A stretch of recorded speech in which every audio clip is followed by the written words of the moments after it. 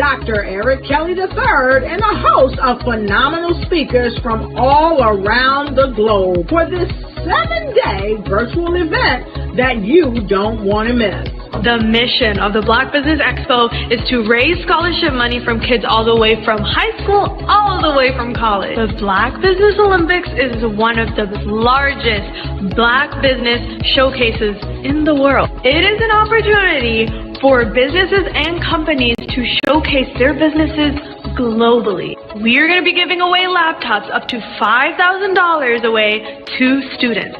Again, I'm Olivia Appleberry, the founder of 2 Cents Finance and one of the speakers for the expo. I am so excited to see you there. For more info, go to www.blackbusinessexpousa.com or call 919-308-9090 and hope to see you there.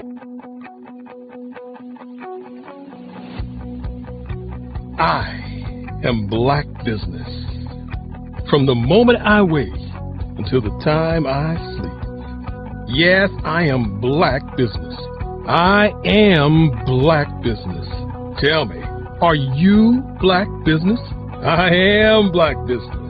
Do you support Black businesses? Listen, I support Black business because I am Black Business. Black Business Expo, one of the largest business showcases in the history of Black business in the world. The world! Sign up today at www.blackbusinessexpousa.com or call 919-308-9090. I am Black Business.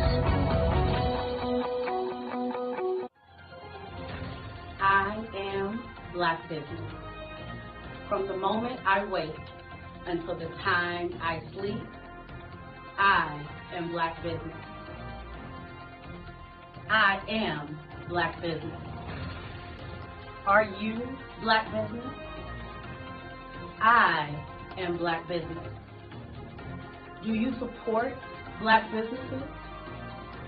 I support Black business because I am Black business.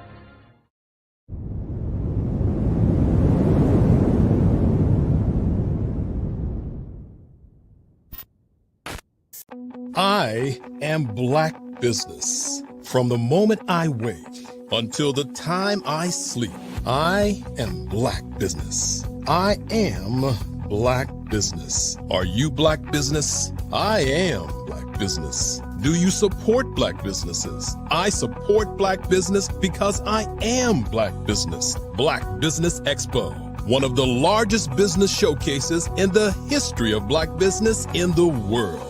Sign up today at www.blackbusinessexpousa.com or call 919-308-9090. I am Black Business. I am Black Business. From the moment I wake until the time I sleep, I am Black Business. I am Black Business. Are you Black Business? I am Black Business. Do you support Black businesses? I support Black business because I am Black Business. Black Business Expo, one of the largest business showcases in the history of Black business in the world. Sign up today at www.blackbusinessexpousa.com or call 919-308-9090. I am Black Business.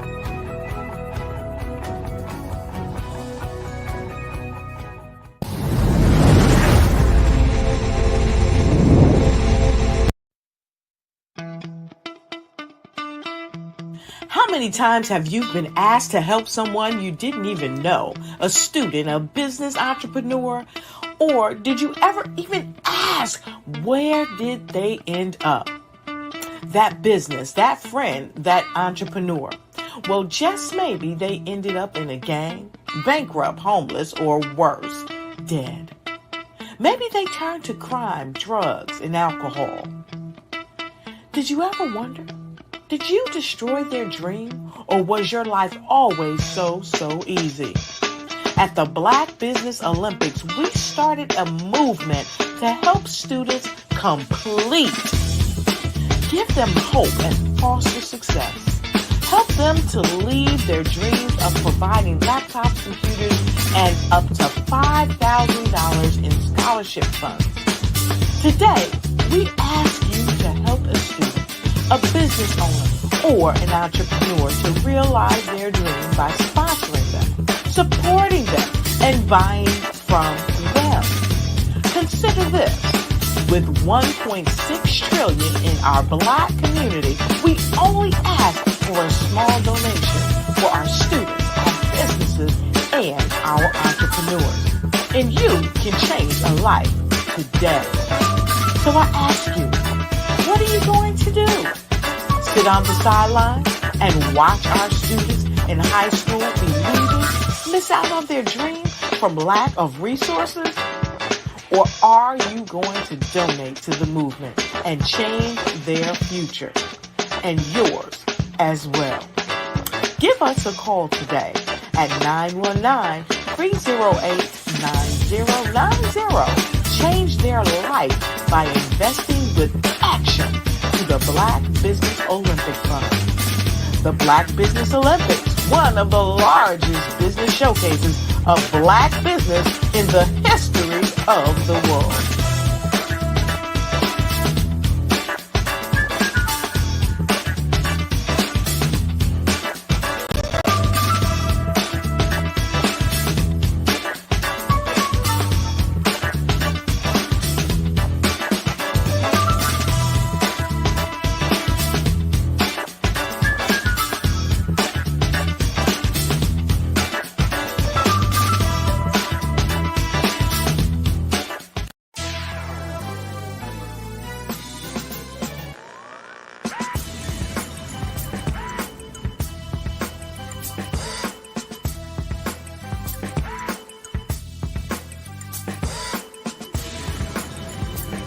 You are watching The View from Hampton U, exploring Hampton University's rich history, the past, present, and promising future.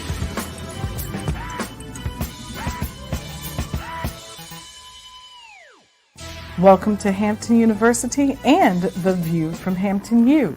Today we're going to examine a movement that is said to be taking the nation by storm. The Genius is Common movement has emboldened young people throughout the nation, and that has also happened here at Hampton University. Let's take a look at what some of our students have to say about being a genius. Hi, my name is Gavin Harden, and my genius is to be able to give off positive vibes and spread a smile. Genius is common.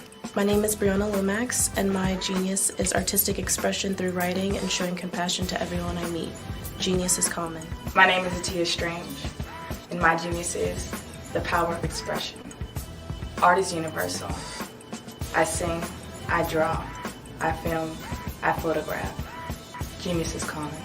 My name is Maya Harris, and my genius consists of all the gifts that God has given to me. I am a giver, I am passionate about bringing ideas to life, and I have mastered the concept of finding the good in everything. Genius is common. My name is Diamond Sidmore. My genius is acknowledging the beauty in my own mistakes while challenging others to do the same in order to cultivate and grow. Genius is common. My name is Almajid Edwards. A lot of people think genius is about being talented or being smart. It's not true. Genius is about influence. Whether it's an equation, whether you're reading or writing, research, harmonies, what have you, genius is about the opportunity, the moment of impact where you can influence another person and uplift them.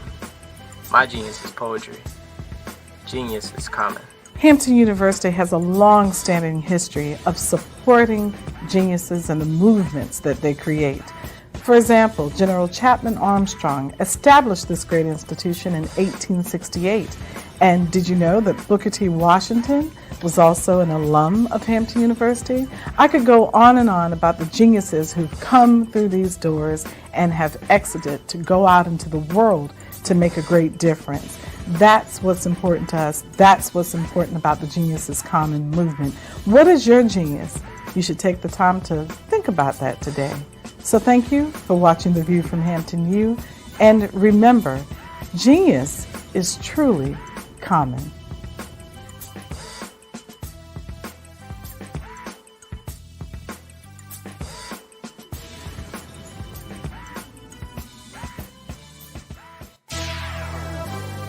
Join us next week for another exciting episode of The View from Hampton U.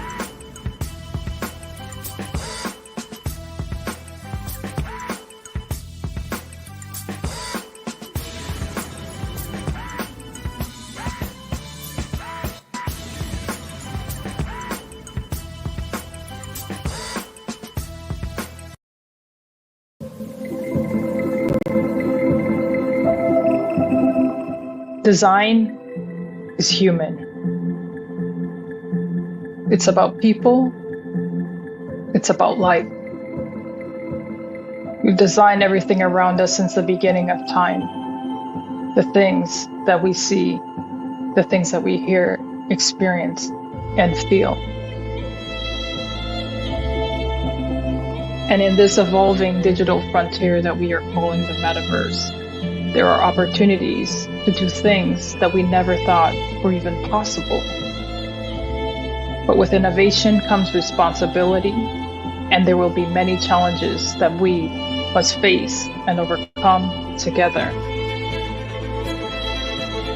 I've often wondered, how do we create balance between humanity, technology, and the environment in a world that is already constructed? It's as though we are designing against the grain. This is something that many of us are trying to figure out at this technological tipping point. I personally have spent countless hours of my life, especially in the last few years, really thinking about this, thinking about how to create amazing, innovative, and artistic, immersive experiences using technology, but while still doing our part in this world to protect our people and to protect the environment. And what I've realized is that collective thinking around design is holding us back. It's become mechanical, a series of conflicting checklists and linear conventions, components of production cycles. We don't always think about design as coming from within, as inherent to our species, the human. So today I will discuss 5 immersive design considerations for the metaverse outside of these technical checklists and processes. These are considerations that are a little more qualitative, sometimes a little harder to wrap our minds around and transfer that knowledge into meaningful action. These are the things that impact our decision making and the world we live in, whether we realize it or not. And when we make this connection more mainstream, I truly believe that we can evolve the world by pioneering what artistic but responsible, immersive design looks and feels like, and what the metaverse should evolve to become and to include. My name is Natasha Rapsat, and I am an experienced designer, strategist, multi-dimensional being, an explorer traveling to see the bones of the world and to learn for the future of humanity. I have medium brown skin and dark hair that is pulled back. I'm wearing a black shirt, red lipstick. Before we get into the considerations, let's discuss immersive design for common understanding.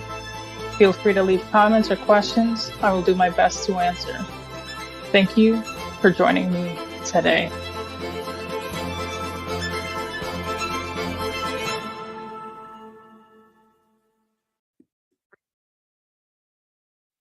Hello, I'm Dr. Madeline Ann Lewis, President and CEO of the Executive Women's Success Institute. And my genius is helping women accelerate the path to success. You know, I was blessed to have strong women in my life who encouraged, motivated, and pushed me to do my best and to never even think about giving up on my dreams. So I say to women, we must show up to rise up. We have talents and potential, but who will see them if we don't speak up and get noticed? I know that women are a tremendous resource on this planet, and there is nothing more fulfilling than helping a woman tap into her full potential. I do this because I want to be a part of helping as many women as I can to show up, to rise up. I do this because genius is common.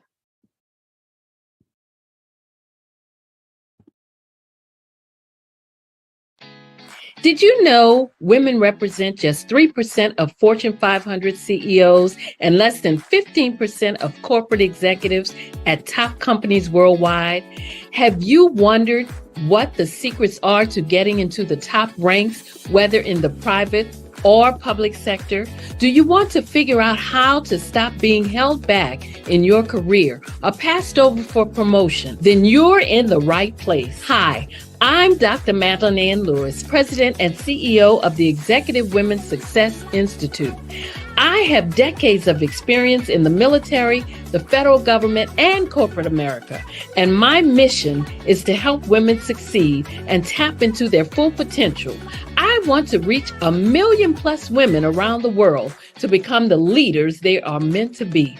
So if you want to move into a management or executive level position, or maybe you are a female veteran transitioning out of the military into business entrepreneurship, then reach out to the Executive Women's Success Institute at 301-693-3284. Let us get you on the fast track to success.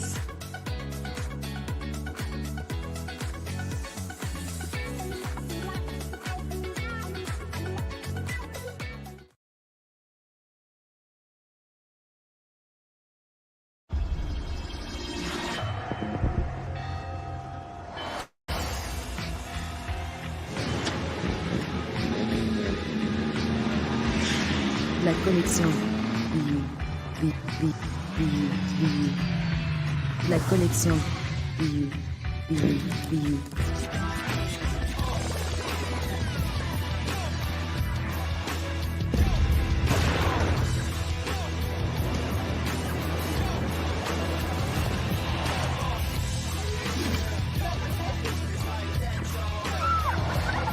In a world obsessed with the cult of celebrity, I challenge you not to aspire to anyone else's greatness, but instead strive to reveal and ignite the greatness within you. Are you serious? I totally think that that's it. Hey. No! Hey! To me, sexy is a man that knows who he is and what he wants. He's comfortable. You look at him, you see him, he's just comfortable being himself. And you're like, baby, be you. Be you, baby. Just be you. I like it. Introducing the Be You collection, exclusively available at K&G Fashion Superstore.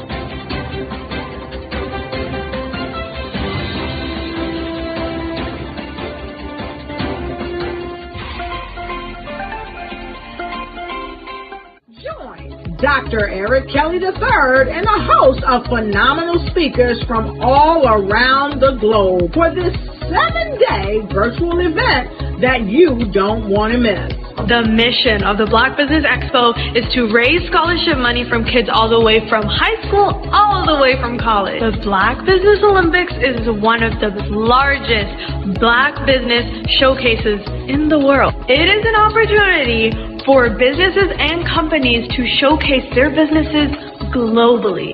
We are going to be giving away laptops up to $5,000 away to students. Again, I'm Olivia Appleberry, the founder of 2 Cents Finance and one of the speakers for the expo. I am so excited to see you there. For more info, go to www.blackbusinessexpousa.com or call 919-308-9090 and hope to see you there. I am Black Business. From the moment I wake until the time I sleep. Yes, I am Black Business. I am Black Business. Tell me, are you Black Business? I am Black Business. Do you support Black businesses? Listen, I support Black business because I am Black Business. Black Business Expo, one of the largest business showcases in the history of Black business in the world. The world! Sign up today at www.blackbusinessexpousa.com or call 919-308-9090. I am Black Business. I am Black Business. From the moment I wake until the time I sleep, I am Black Business. I am Black Business. Are you Black Business? I am Black Business. Do you support Black businesses? I support Black business because I am Black business.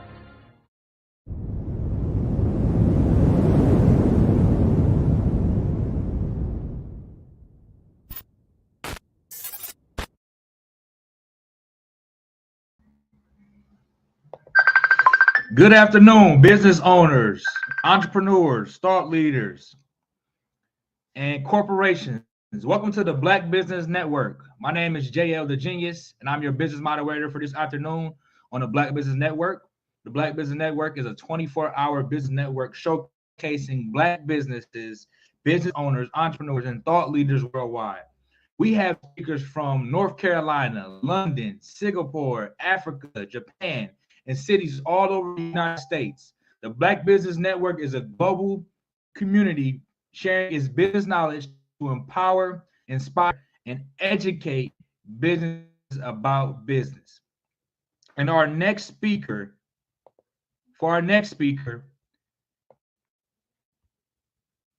his name is Jackson. He is a tech startup founder, former NFL offensive tackle, and an experienced project manager with a degree in engineering from Colorado School of Mines and a passion for entrepreneurship. He holds several patents and trademarks. As vice president for the NFL Alumni Las Vegas chapter and an advisor for the Unsilenced Voices, a nonprofit combating domestic violence and human trafficking, Jackson is dedicated to giving back to his community. Jackson is available as a paid speaker to inspire and educate at your event or to offer personalized strategy and networking sections for your business. Contact him at www.jackson.coach to assist in reaching next levels and your goals. I now introduce to some and to others the amazing Jackson. Hey man, thank you very much, JL the Genius. Can you? Am I coming up through okay? Yeah, I can hear you loud and clear, brother. I can hear you loud and clear. You did phenomenal, given getting us on right away. So I appreciate you, man. Yeah, you know we have to improvise and iterate, but I appreciate you, brother. And remember that genius is coming, and I'll see you on the other side. Sounds good. Thank you. All right, and there we go. My man Tim. Yes, So sir. yeah, it's so the folks out there. This is I appreciate Tim coming on. This was really the last. I don't even think it's last second, last millisecond to That's how get it you works, on, bro. Tim.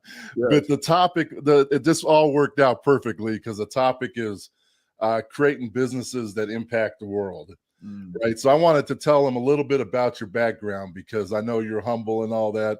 But we're looking at a Super Bowl champ here, and not just on the field, off the field.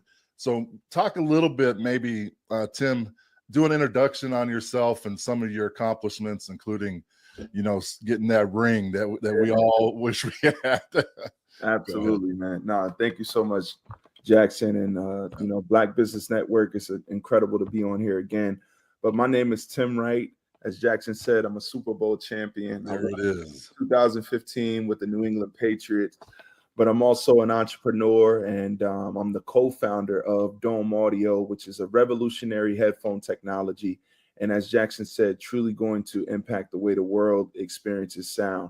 But I grew up in Neptune, New Jersey, and I had the opportunity to get over a dozen scholarships my junior year in high school. And I chose to go to Rutgers University because I went to two different high schools, and one was named Neptune Scarlet Flyers, and the other was named Wall Crimson Knights.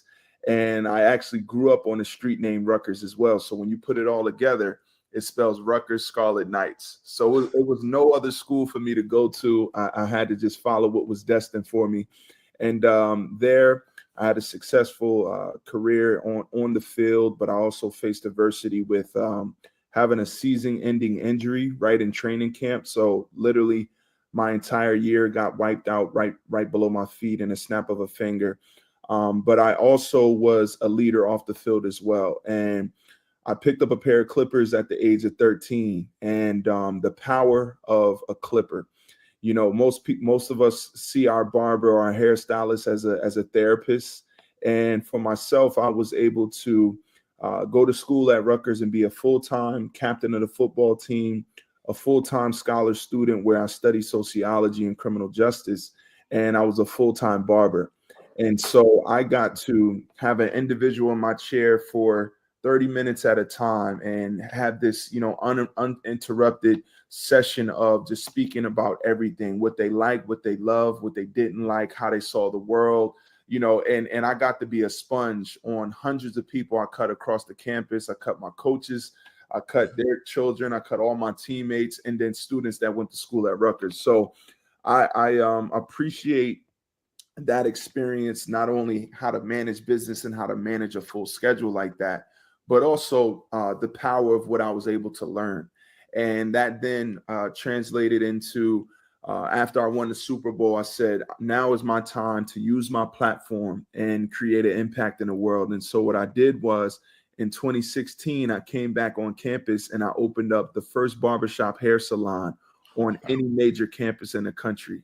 And it's called The Right Cut. And so I took my one-man operation and then turned that into an 8-person business model that essentially now is automated and has systems in place and is running the business for itself. So it's really cool to see that going. And that's something that, of course, I can take around the country as a model now. But segue into what I'm doing with Dome Audio is my latest venture for the 5 years. It's been bringing an incredible level of fulfillment. I'm a fashionable guy. I'm a people's person.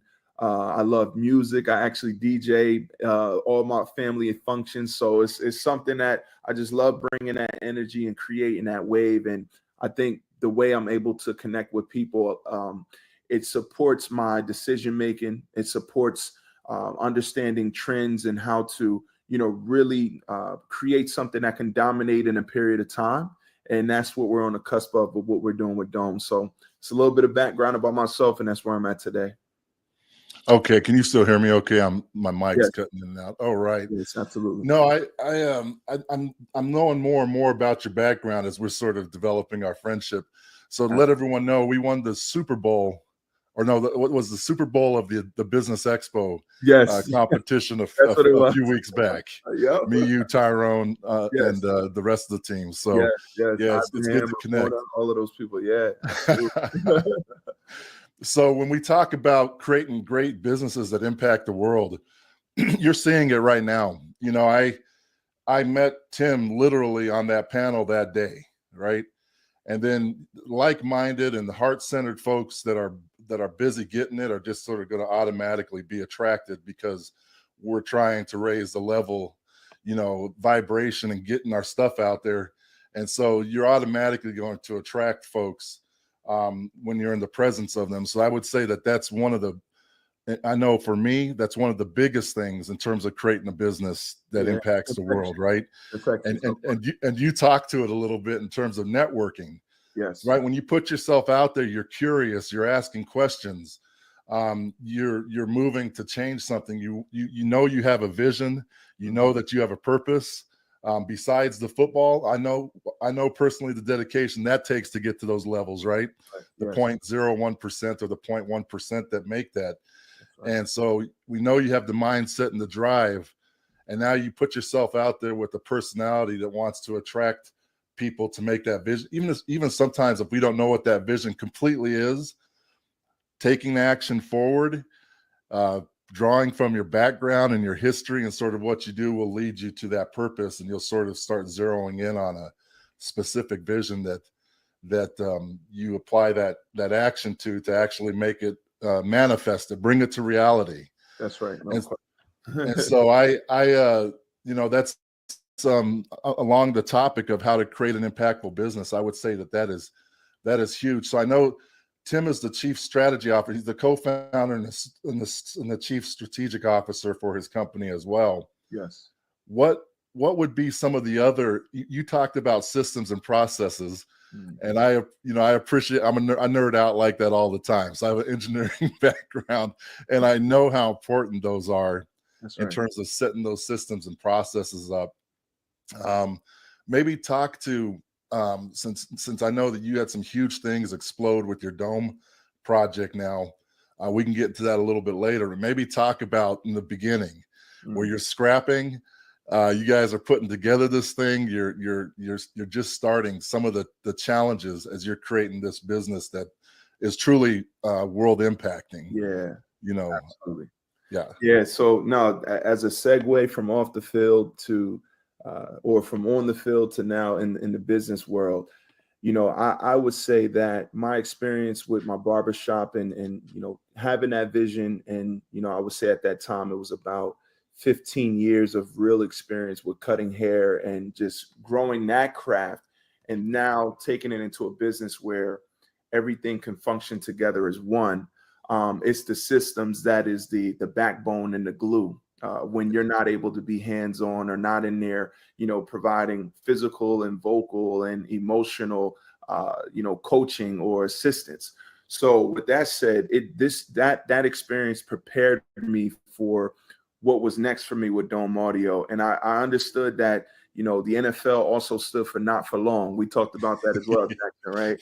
So with that in mind, my aspirations, my ability to be a visionary, it all has to also be supported by a procedure, execution. And I didn't have all the answers, and I still don't. I think if anyone professes to say they do, they're in trouble. So with that mentality, I also understood that, and this is a quote that I coined, but in the pursuit, you discover. And essentially, again, what that means is you don't have all the answers, but you have a vision, you have an idea. And it's important to surround yourself with people that are, quote unquote, either smarter than you, have the experience in the particular space that you want to go into. And, you know, there's a lot more people out there that want you to genuinely win and succeed than you think. So holding something tight and not wanting to share it with people, or, you know, not having the confidence to, you know, talk about it on a one-on-one basis or even amongst small groups. Once you start taking those steps in pursuit, you will start discovering how many doors will open for you. And that's what in this world we call it connecting the dots. You know, that's the reason why co-founders come together or partnerships and joint ventures happen, because they have a particular expertise, they have a particular skill set over here. Let's join those things together and make a bigger conglomerate. And, a lot of the companies that we see that are the tech giants out there in the world, that's where it comes from. In fact, I just read something in a book that I was reading yesterday. Apple, when they had reached a point in their evolution when they were in some financial trouble, Steve Jobs put his ego aside and he actually went to Bill Gates. And for a long time, Apple wanted to remain a closed system, but he stepped to Bill Gates and they were in litigation with some type of battles they had, but they put that aside and say, hey, we can both win here by coming together in a larger way. And so by them coming together, that then gave Microsoft the ability to leverage Apple's ecosystem and put their infrastructure within Apple.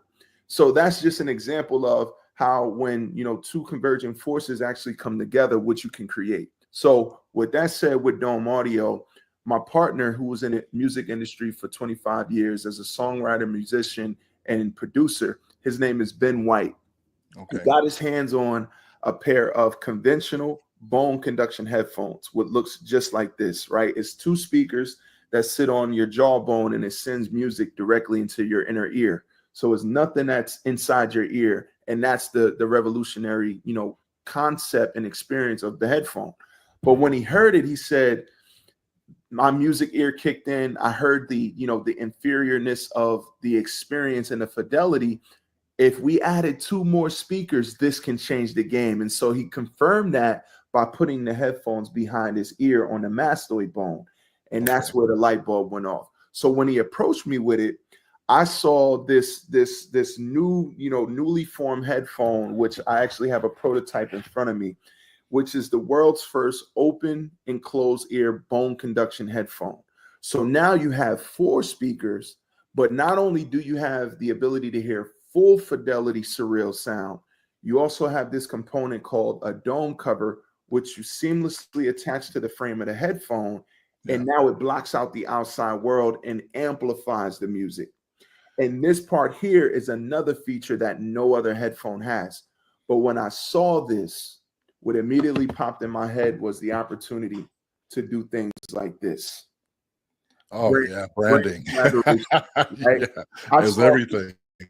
As a mobile billboard and something we now call headphone real estate. So the Black Business Network, this is the Pan-African flag, and this is an example of how we can do from the Olympics a collaboration with all the countries in the world, right?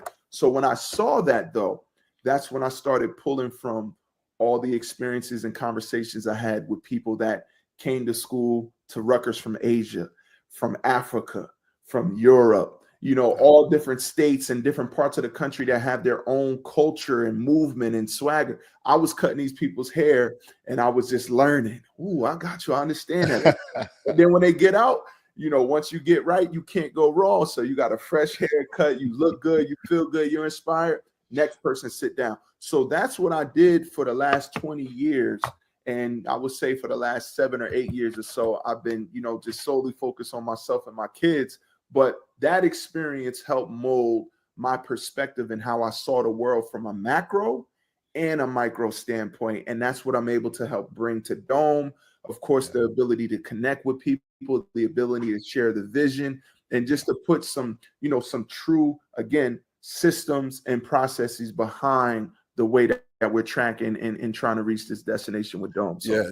And then that lets you get out and do the promoting that you got to do and the networking that comes natural to you, right? When you get those systems and processes in place. No question. Yeah, I was going to, so when you put those, those covers on,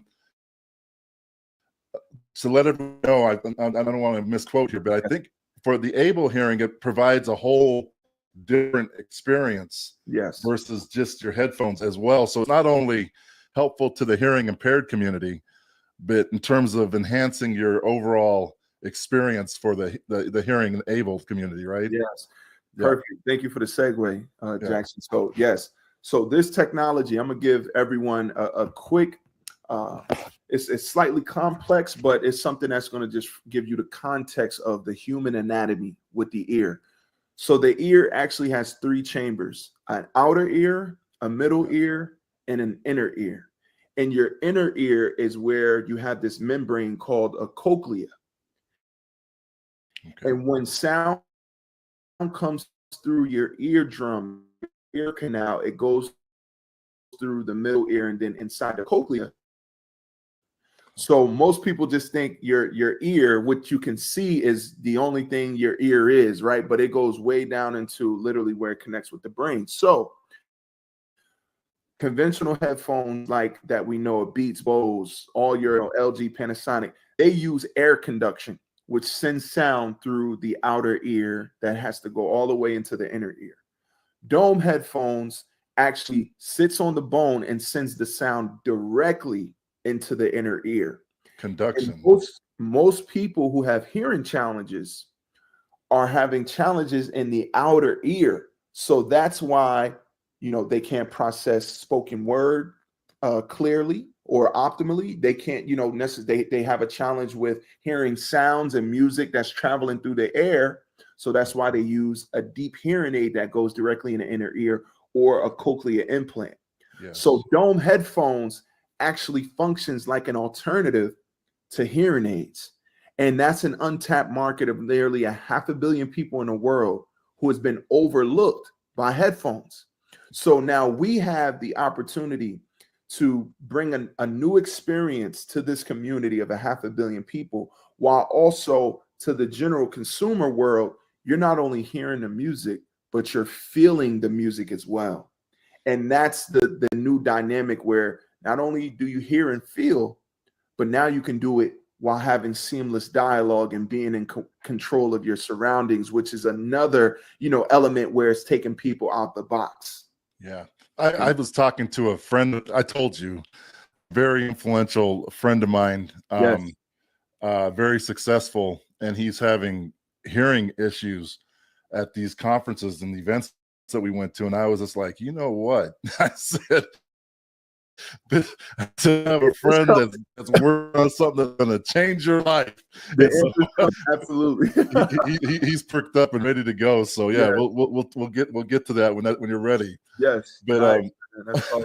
That's awesome. What I was going to say is, I have an engineering background. I've worked for big companies like Hewlett Packard and Chevron and Southern California Edison, working on $100 million projects and all that, and the teams that are involved in that, all the different players involved with putting up these huge projects. And when I was, in terms of, I'm having a little bit of in terms of building these teams and the importance of, in terms of making sure you're filling those gaps, sort of where you might not be the smartest or the best. You have folks that you get along with who are, right? That is something I've always done on those project management teams, and then also the leadership part to get everyone to work well together, right? That's another thing that I would say in terms of an impactful business. What you don't want to do is be tripped up because you don't have your processes and systems and your communication structures in place when you get opportunities that just hit your company, right? You want to be able to grow quickly and rapidly with a cohesive machine, like going to the Super Bowl. That doesn't just happen, right? With the throwing together a bunch of greats, right? And then going, you're a cohesive unit that's built up to that. If I could speak on that real quick, yeah, go ahead. I think it's the constitution of the company, of the program, of the franchise team, whatever. It's the constitution and the culture and the foundation in which all the moving parts as the people actually stand on. So for the Patriots, it was the culture that was built through Robert Kraft, Bill Belichick, transmitted through Tom Brady, and then all the rest of the players, right? Yeah. So I think your body of work and your constitution attracts the excellence. And it's that form of a neutralizing, integrity factor that when everybody goes their separate ways at night, in the back of your mind, you remember that the Constitution is bigger than you. So that's where you commit to it, and you commit to it when you're outside of the building. You walk with that every step as you move around the world, and that's what is the glue that keeps the team together and driving forward with that one common mission. So I think that's perfect. Yeah, that's huge, and I hope everyone heard that. Right, when you have a team that when you say break for the night or whatever, the huddle, I don't care what it is, right? At whatever level, we'll use that football analogy. Correct. Yes. Their mind, you all on the exact same page. Exactly. And you have no question that your teammate, or your business partners are also working on that same page. That's right. And now you can just work uninhibited, moving forward as quickly as possible. What I was going to say is, similar to your barbershop experience, I took a break there to start a wellness business where I was training basically medium and small size companies in the Bay Area in corporate wellness. Wow. And it wasn't wellness, because I also had executives, like some folks early on with Google and some CEOs with different companies as private clients. And it was because of our minds and how we are and our background, right? It was more of a therapy session, talking to them about their challenges on their startups and their employee stuff and bringing products to market. So yeah, I get it in terms of it was more beneficial for both of us. It was like you couldn't get that learning in a school. That's right. Right. Then you could get sometimes just by being just listening in these types of jobs. That's right. The thing I was going to say with you and I, in terms of businesses that impact the world, I want to keep saying that, because there are differences. There are businesses that are money hungry, that there are different types of businesses. And I think that it truly matters that you believe in your product and that it's going to make the world a better place. The world needs it now. And everyone is wanting some of that, right? So I think that if you put your vision to specific action, your specific vision to action behind it to do that, all of these things start manifesting. And like Tim was talking about, and I like this, Tim, I'll bounce this off of you. As you get this momentum going, you have huge momentum now. It's the concepts, the ideas, the process improvements, everything starts rolling. Yes. And almost becoming easier. Would you say that in terms of as that's going, right? And it almost feels like in those moments, like it's a play. People talk about it as a law of attraction. It can get eerie sometimes because someone gets introduced into your sphere, right, that you knew was going to happen. But when it happens, it's like you're writing your own movie, your own story. And as you start, this momentum keeps going, it just starts happening more and more. Yeah. Would you say that that's an experience you felt? Absolutely, man. And that's part of, I read another book too. It's the E-Myth Revisited, and it's by Mike Gerber. And he speaks on working on your business rather than in your business. Yeah. So, there's a lot of technicians out in the world, and, naturally that's what we are. But if you have the skill set to know how to oscillate and separate yourself from the daily, tactical things, or from being a technician, but then you can step back at a macro view. It's almost like during your working hours, you might be a technician, but in the evening time, you don't just unplug from the business. Yes, you may unplug physically, but mentally now you can start to look at it from a macro standpoint and say, what areas can I make better? What type of contracts or team members or staff can I hire to, pull me away, like take me out of the hands-on element here so that I can be a bigger value here. So I would say along our journey, my partner and I, we've always saw the dots, meaning the opportunities that got presented to us and how they can interconnect and then grow into a bigger one that would just be that body of work that may attract that next, excellent player. Yeah. That when he sees that, it says, no, you guys, I'm validating and confirming what I see, and I want to be a part of that. And so that's how you just continue to take them steps, into growing a bigger and bigger business and scale it.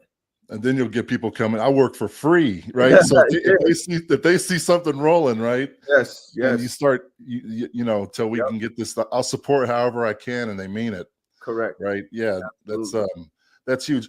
Go ahead and we'll do this at the end as well, but talk about how people can get involved with Dome or get in touch with you out there, and we'll do it again at the end. I just want to make sure we get it out there a few times. Perfect. No, this is an incredible time right now where we are, I would say, amongst 6 months to 8 months away from having our first product released out into the world. And we're also at a time right now where we're fundraising and we're raising capital. And so there's two ways where people can support. You can do both. You can do one or the other, but you can find that information at domeonesound.com. So Dome, O-N-E, sound.com. And you can, determine whether you want to support through pre-ordering the product, which is going to bring a revolutionary game-changing experience, or you could be a part of, the mission by investing and joining us on this journey with our ultimate goal of reaching an exit and acquisition. So those are the two ways you can join us. domeonesound.com. Okay, that's very good. And I think what I'd like to do, I know that we got a few minutes left, and then you got to bounce. You're a busy man. When you think about your mindset, right? I look at sports. I look at the brotherhood of the players, no matter how long or where you played, and the NFL. I talk about how sometimes you can, with our pains and our aches and what we've gone through, and to hit those levels, and then what you went through to become the top level, right? Yes. What would you say to the audience?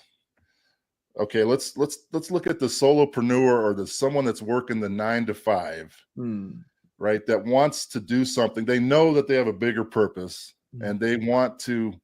And there's no right answer for this. Just something you would say to help someone out like that wants to shift out of that and start a business because they know they want to play bigger, and they have a message or a product or a service that they want to get out and impact the world. From your championship mindset, what are some of the biggest pieces of fruit, one or two, that you could offer that person? Absolutely.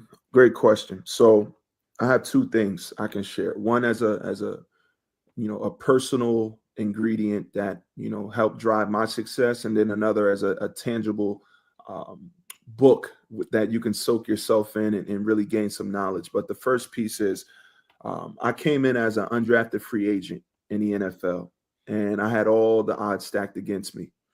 And I got the opportunity. I came in as a wide receiver, and 3 weeks in, I got told I'm being switched to tight end.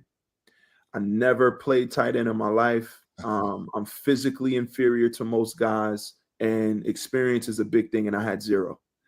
But all I knew is I can control the things that I can control, and that was preparation. And I out-prepared, literally, I would say 95% of the team in my rookie season to make that team, and then to go out there and not only make the team, but become a starter, and then end up breaking the franchise record my rookie year for touchdowns and tying the most catches in the NFL in the last 10 years by a rookie tight end, right? Yeah. So your preparation leads to confidence. And I was so confident that when the huddle broke in the NFL, the game was in slow motion. That's how much I knew everything that was happening on the field. So take that to business. The book that I read, E-Myth Revisited by Michael Gerber, is a wealth of knowledge from someone who is looking to start a business that may be doing a 9 to 5 right now, but it sets you on track to not take the step prematurely and say, I can do the same thing my boss is doing because I'm doing the work every day. Yeah. There's probably 8 other things you might not even be factoring as a business owner or manager that by being a technician, you think you have all the answers. You don't. So by taking that step and and entrenching yourself with, a mentor that does a similar thing that you have an idea of doing, or, getting the core concepts of what is shared in this book, or, really diving into self-study with YouTube and soaking up knowledge, you would then be prepared and more equipped to take that step and then make it be a successful one. Because you can take that step, and that doesn't mean it's going to be successful. You got to equip yourself with the tools. And those are the things that, a long time, maybe about 6 or 7 years ago, I read, and I was like, nah, this is what I needed. So, and it's not going to be easy. That's right. Right. Expect pain, expect failure, and expect to respond. Absolutely. Yeah. While you're doing it, don't go in thinking it's all this foo-foo. Yeah. If you're going to make those decisions, make them and expect that and rock it. Yeah. Yeah. It's 1,000 miles per hour, man. Find something you're passionate about. Solve a problem. The bigger problem you can solve.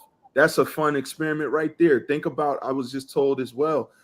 Think about the 3 things that are pain points for you personally, as a consumer, as a, somebody going to get a service, and then think about how you may be able to solve that problem that you have. Because 9 times out of 10, a problem that you have is the same problem that 8 other billion people have.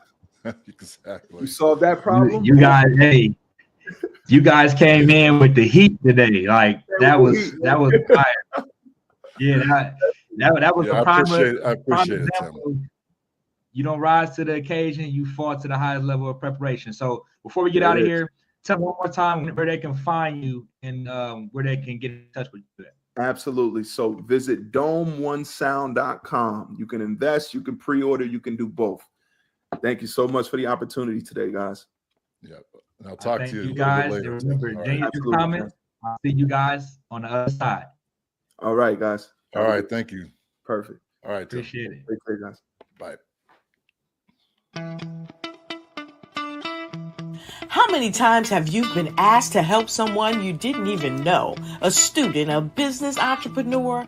Or did you ever even ask, where did they end up? That business, that friend, that entrepreneur. Well, just maybe they ended up in a gang, bankrupt, homeless, or worse, dead. Maybe they turned to crime, drugs, and alcohol. Did you ever wonder?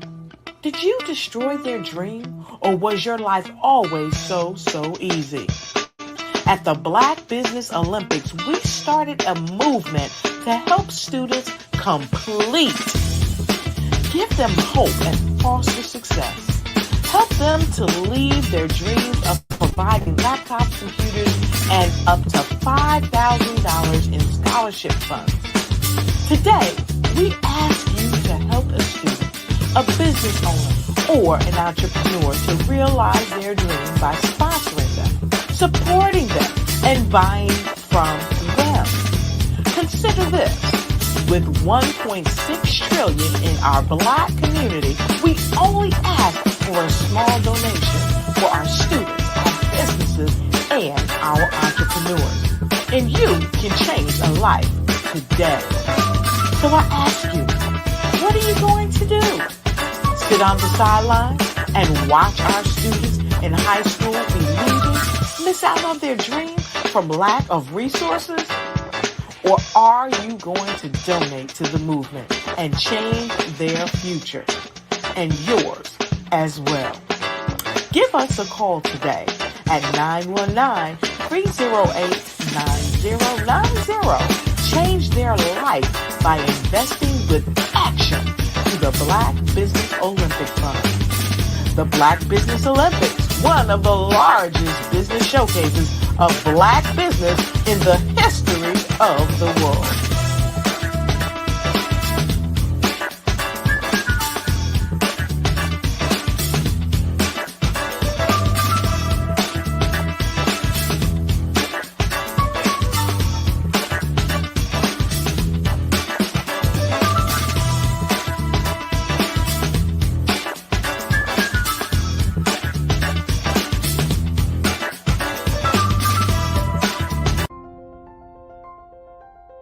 What if you could build your own city? A place where every child can find nurturing people to help them achieve their full potential. A place where every adult can access job training support, where health education is abundant, where social justice ruled the land. A place without limitations. Welcome. You have arrived at STEM City, USA. It is what every city should be. A safe and trusted community where you find people and resources to help you become everything you are and beyond. STEM City is unlike anything you have ever experienced. It is a digital twin of the world around you, only better. STEM City is about energy and soul renewal. It is more than a digital world. You can almost feel the power of live cultural events, music, and theater. STEM City promises a better future for children with caring mentors and hands-on activities with dedicated tutors to support our youth. STEM City is your passport to a healthy lifestyle with weekly events addressing our community's many issues. STEM City is your financial well-being with helpful information on wealth management, career advancement, job training, and so much more. STEM City is the community you deserve. It is the city where your dreams can come true. STEM City USA, a place in the sky that is accessible to all who reach for the stars.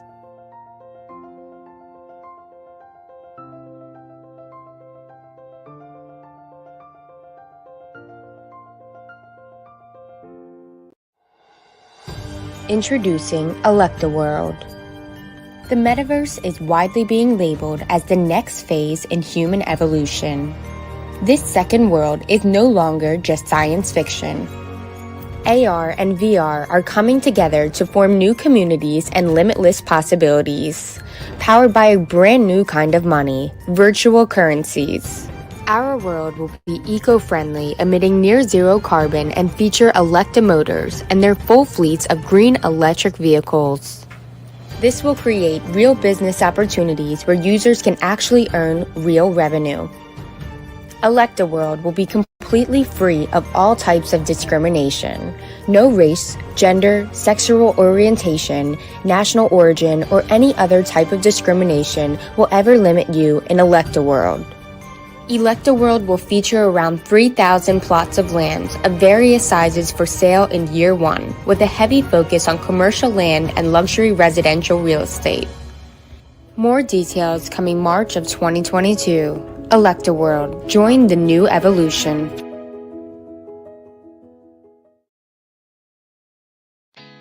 Did you know women represent just 3% of Fortune 500 CEOs and less than 15% of corporate executives at top companies worldwide?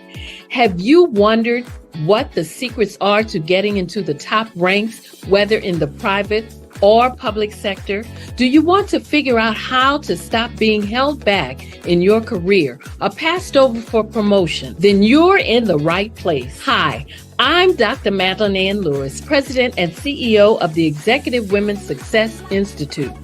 I have decades of experience in the military, the federal government, and corporate America, and my mission is to help women succeed and tap into their full potential. I want to reach 1 million plus women around the world to become the leaders they are meant to be.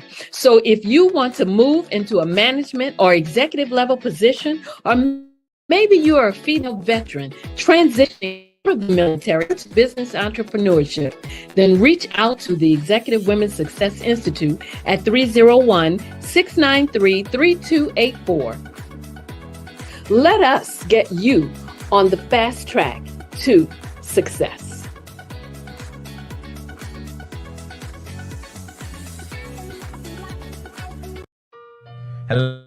Hello, this is Israel, and I am CEO of Daydreams Interactive and author of Princess Planet. So, genius is common, and as a kid, I loved to daydream. Even as an adult, I love to daydream.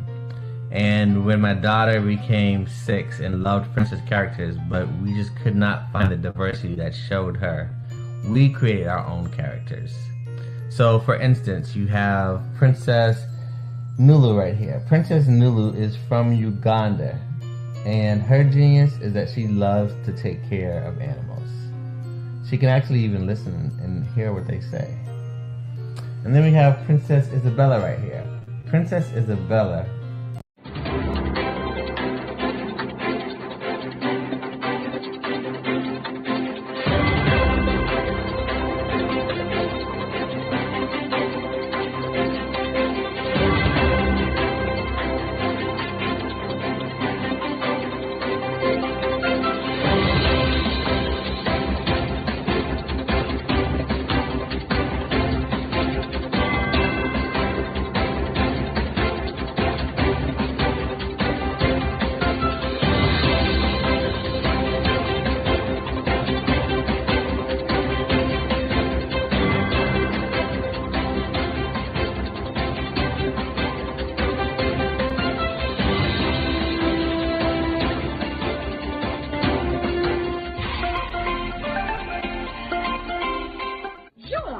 Dr. Eric Kelly III and a host of phenomenal speakers from all around the globe for this 7-day virtual event that you don't want to miss.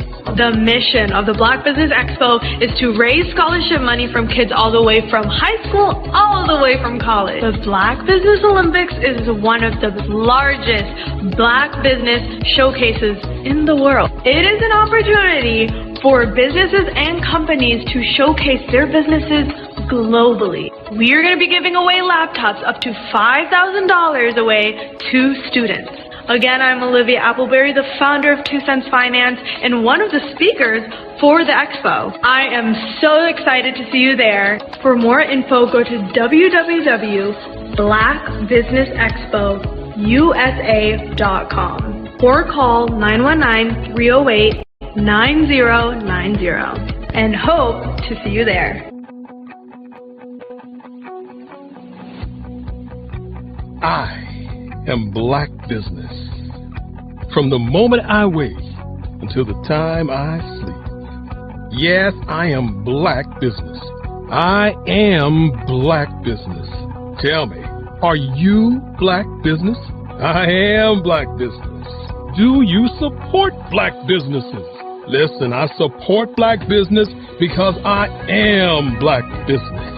Black Business Expo, one of the largest business showcases in the history of Black business in the world.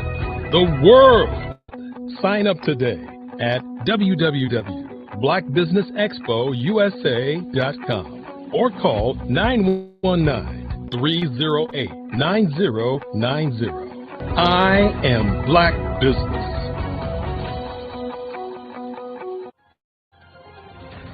I am Black Business.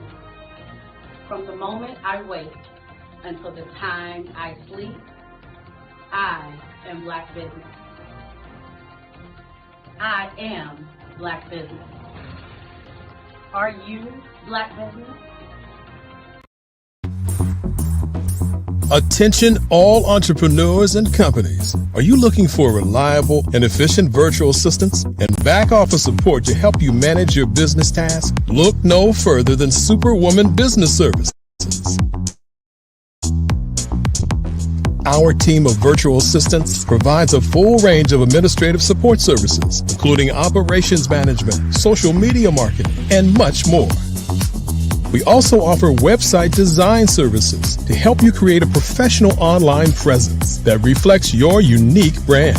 In addition to administrative support and website design, we offer business development and structuring services to help you grow your business and achieve your goals. We'll work closely with you to identify areas of improvement and develop a customized plan to help you reach your full potential. At Superwoman Business Services, we understand that running a business can be overwhelming and time-consuming. That's why we're here to help you fly high and achieve success. Our virtual assistants are highly skilled, experienced, and dedicated to providing you with the support you need to thrive. Come fly with us and take your business to new heights. Let us help you become the superhero entrepreneur you are meant to be.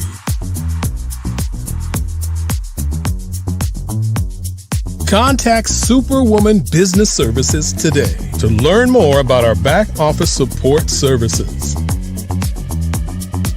Come fly with us and take your business to new heights.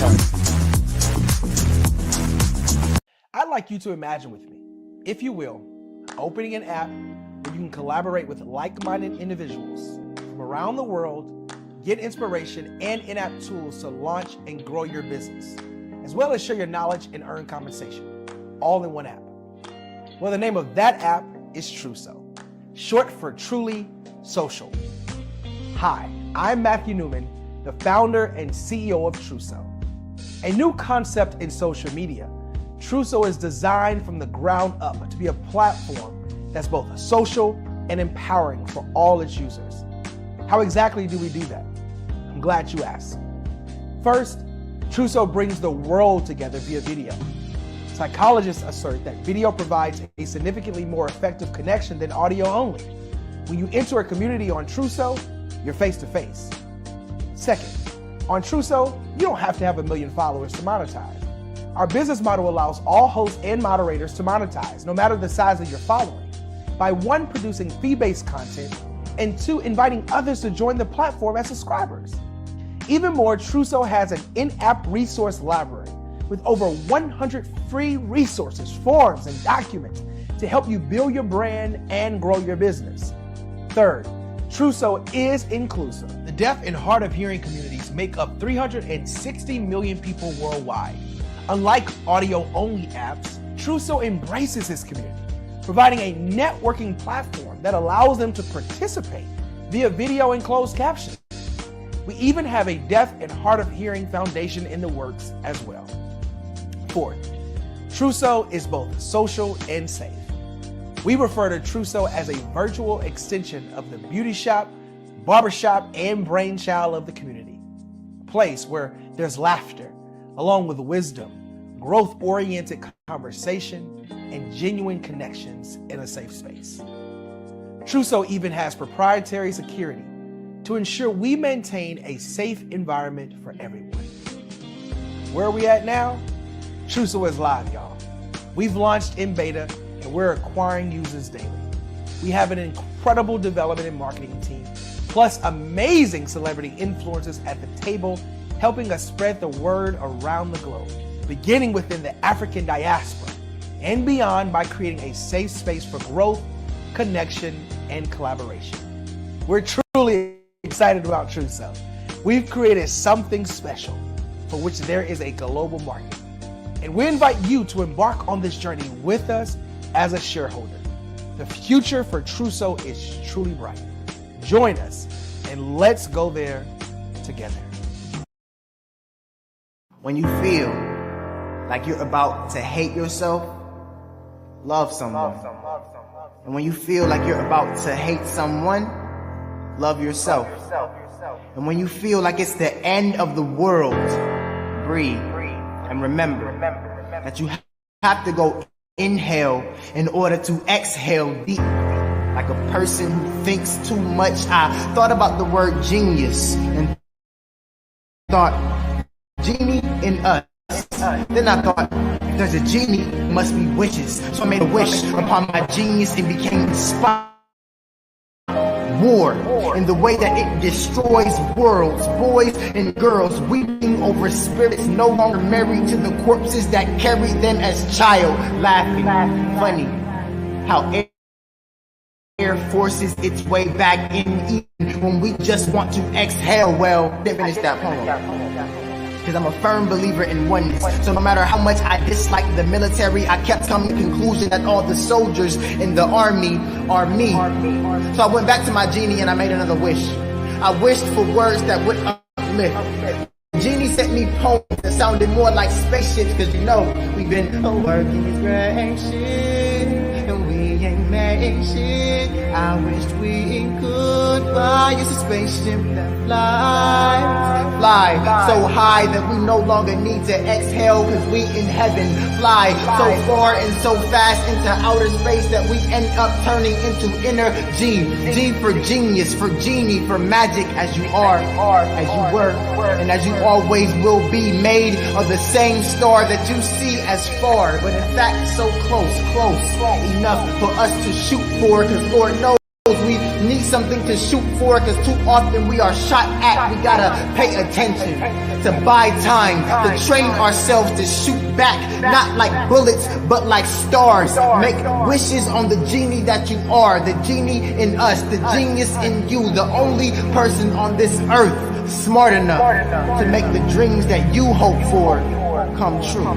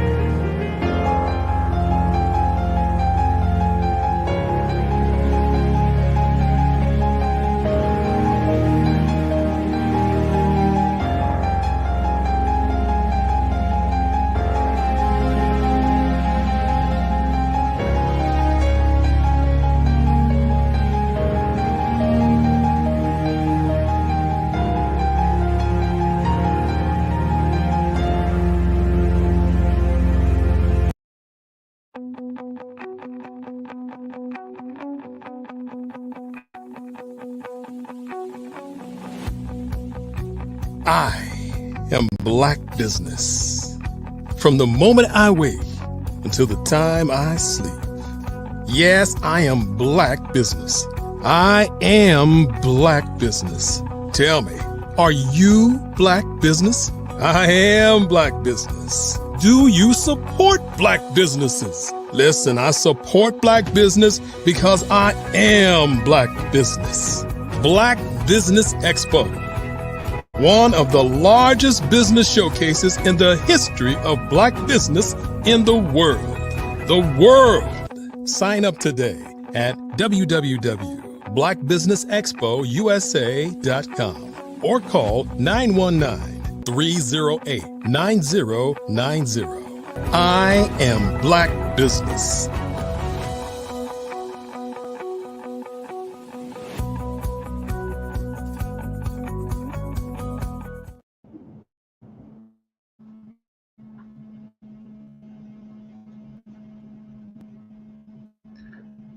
Good afternoon, business owners, entrepreneurs, thought leaders, and corporations. Welcome to the Black Business Network. My name is JL the Genius, and I'm your business moderator for this afternoon on the Black Business Network. And the Black Business Network is a 24-hour business network showcasing Black businesses, business owners, entrepreneurs, and thought leaders worldwide.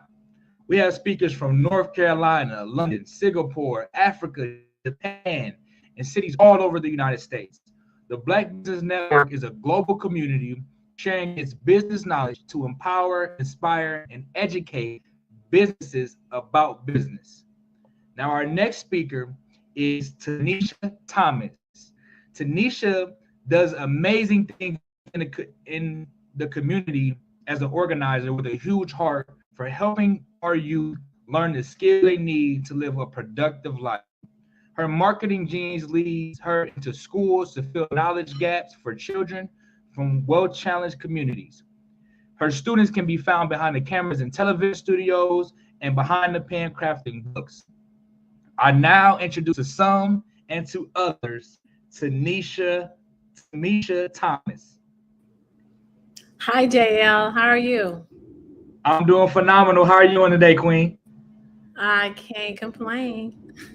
Thank you for such a lovely introduction. Yes, it's good to have you here, and I'm so excited about what you're going to teach us today. Remember that genius is common, and I will see you on the other side. Thank you, JL, the genius.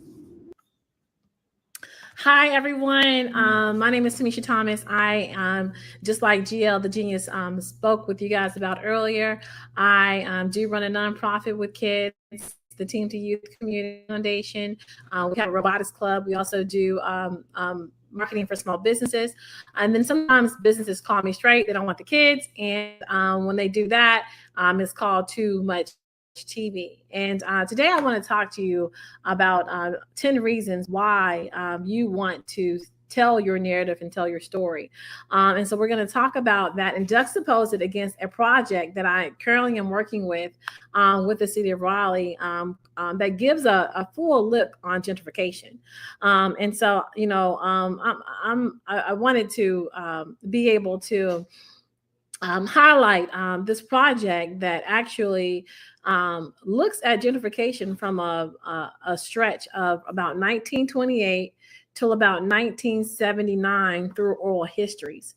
This project was a project that was done in collaboration with the city of Raleigh and the Friends of Oberlin Village, which is somewhat, I guess, a historic preservation society, neighbors and people that have lived in Oberlin wanting to make sure that there's no erasure for one of the premier neighborhoods of Raleigh.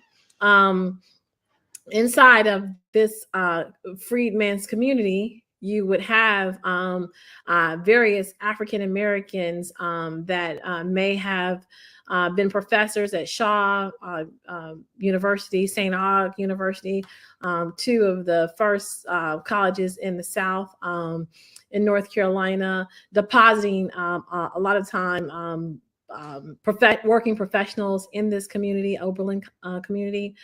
You would also have maybe the Leonard School, the medical school at Shaw University, depositing doctors inside of this community.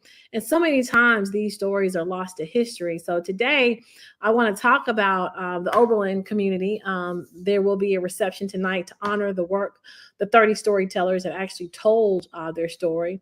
And you can also find their story online if you just click or research Oberlin Village, City of Raleigh, and it's on SoundCloud. So if you get a chance, definitely go to SoundCloud and look for the City of Raleigh. These videos, oral histories have been available to the public since June 14th. And again, tonight is the reception. And so I want to talk about these 30 people that actually told their story and why it is important for us as African Americans, especially during a time where it used to take tons of money for you to tell a story. And maybe it would take you having very, very expensive equipment, very expensive editing equipment, tons of equipment and chemicals to be able to develop your film. But nowadays with the computers and with cell phones, you can actually sit down with grandma, grandpa, and ask them simple questions to just simply record who you are as a family, where you come from, your genealogy. And it's so important that we do this, because if we don't basically tell our narrative, someone else will. And so I want to start today with saying the first reason, 10 reasons to tell your own story. Reason one is self-expression. So many times, and let's define self-expression. Self-expression is sharing your story. It allows you to express yourself authentically and share your unique perspective with others. It gives you the freedom to articulate your thoughts, feelings, and experiences in your own voice. And so why is that important? I think last night I watched, the kids are home from school. I think you just saw my daughter just kind of float around in the background. And she left the cabinet door open too, but that's what kids do. And well, I watched it myself. She didn't watch it with me. And I actually watched a documentary about this woman who fabricated a story about being a Holocaust survivor. And it was very unique experience in that her Belgian father actually gave intelligence to the Germans, and in her village he was returned to Germany and killed. And so she fabricated the story where she actually went to look for her parents and actually became friends amongst the wolves. And so they did this huge documentary on whether or not her story was true, because the publisher couldn't get her to go on Oprah to be able to market the book. And so a lot of times you'll find that so this is a story of someone who fabricated their own story, but a lot of times when you see our history, or you see accounts of who we are as melanated people with curly hair, you see stories that are about the slave narrative. Or even if we turn on the radio, we'll hear tons of R&B and rap music directed our way that has huge ramifications on it as the subliminal messages that go into our kids. You can't find the African American male image today unless it's tainted with some form of trans or those types of influences, in letting us know that our men shouldn't be alpha males in our community. So it's important to tell our own story, because it is about self-expression and about articulating our thoughts, our feelings, and our experiences in our own voice. Your voice is the most powerful thing that you have. And so if you're able to communicate your past, your present, divine your future, telling your story will allow you to express everything that was a part of your past, everything that you're going through now in your present, and how you yourself see your future without it being defined by others. Yesterday, I actually served as the business moderator. I interviewed a woman from BBC, and she talked about how entertainment is a form of entering a message, and the ment part means it cements it into you as a person, or you as your soul. But one of the top 10 reasons for you to tell your own story is when you're telling your own story, that story tends to be truth, unless you're Monique Devel from Belgium, whose truth is hard to face. And that was the documentary that I saw last night. Go to Netflix and check it out. It's amazing. Empowerment. The second reason you want to tell your own story is you want to empower yourself. By telling your own story, you take ownership of your narrative and regain a sense of control over your life. It can be a way to assert yourself, overcome challenges, and inspire others to do the same. This story that I actually did for the city of Raleigh, which talks about gentrification, which talks about the first freedmen's village. We talked about a freedmen's village. Most of the people that settled in the Oberlin area here in Raleigh, North Carolina, were some were professionals, like I stated earlier, that may have graduated from Shaw University, may have graduated from St. Aug University, may have worked at the hospital, may have been deposited here through the medical school program that was held at Shaw, which is the first in the state before Duke University. But some may have been working in the railroad, and these are the stories that I've heard with the city being very forward with the Friends of Oberlin to tell the story of this village. Some of those, you had a lot of people in that area of Oberlin that the area was actually named after an area where someone attended college and brought back Oberlin College, the name from Oberlin, because it was such a progressive community. And the empowering part of the stories that I've heard coming from this particular series were how people that lived in the Oberlin village, which was considered North Raleigh at the time, how they were so self-sufficient. A lot of times, in current day, when you want something, what do? You go on Amazon, right? Used to be we go to the mall, but during the 1920s, African Americans, we were under law. We were under Jim Crow laws, and so as an African American, you just couldn't shop anywhere. So here you have a group of people who were freed slaves, establishing the community, putting higher education in that community, and everything they bought just about was from either they grew food in their own yards, which is totally the most organic you could get. A lot of it was farmland at the time. If you bought clothes, sometimes you bought it from a seamstress in that community. When you wanted to go to the dentist, you would go to a dentist that maybe lived down the street from you. We also found that in this community there were plenty of educators, and so when you tell your story yourself, there's a sense of empowerment where you are taking ownership of your narrative. And a lot of times when people are conquered or when they're marginalized, the first thing that's invaded are the museums, or maybe some of the institutions where a lot of the history is preserved. And so one of the reasons that we want to tell our own story is we want to kind of take back those reins and be able to take ownership of our narrative so that we can understand our past, do what's necessary in the present to have different types of outcomes in the future. So empowerment is the second reason we want to be able to tell our own story. Number three, the third reason that you want to tell your own story is connection. Sharing your story helps create connections with others who may have had similar experiences or can relate to your journey. It fosters empathy, understanding, and a sense of belonging as people realize they are not alone in the struggles or triumphs. Now, when we look at the Oberlin story, the Oberlin village, North Raleigh, which was once an all-Black community, had Black homes there. Some of the homes are now, a lot of them have been sold and repurposed for new, what they call concrete jungle. Some of the interviewees talked about.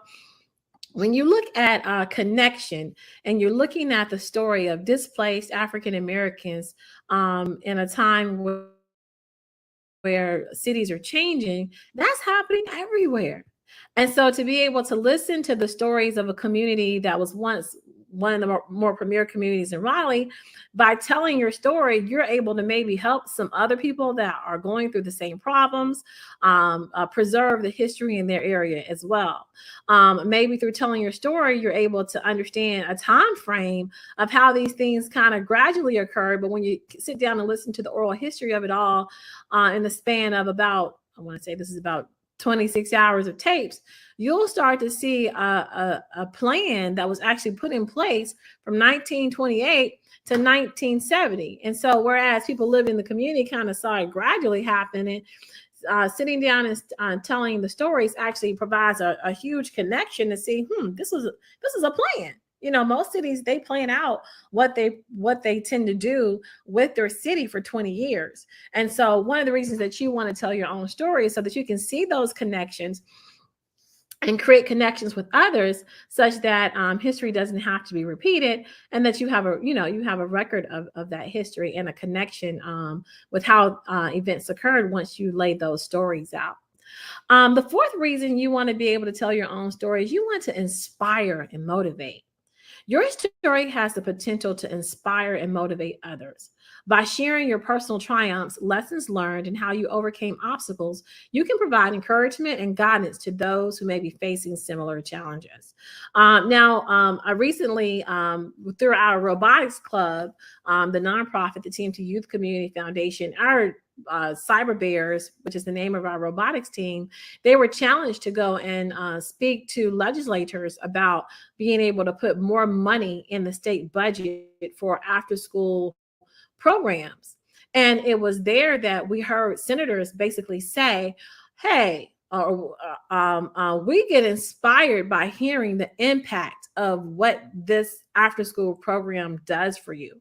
Legislators, which is, when you're looking to lobby someone and looking to see how funds come your way as from the large global connection of things, by you having your story, in place, you're able to put a face to some of those stories. Like we said, personal triumphs. You're able to say, hey, these are some of the things that we learned when we did this, so people can constantly see that your organization is growing or that your brand is growing. You can overcome obstacles when you inspire, when you're looking to inspire and motivate, because some of the things that some of the challenges that are coming your way, maybe someone has some type of suggestion and can reach out to you and tell you how to overcome the things that you may be facing. And again, it's about providing encouragement to others and guidance for those who may be experiencing the same things. With the Robotics Club, the kids are challenged to create an industrial-sized robot.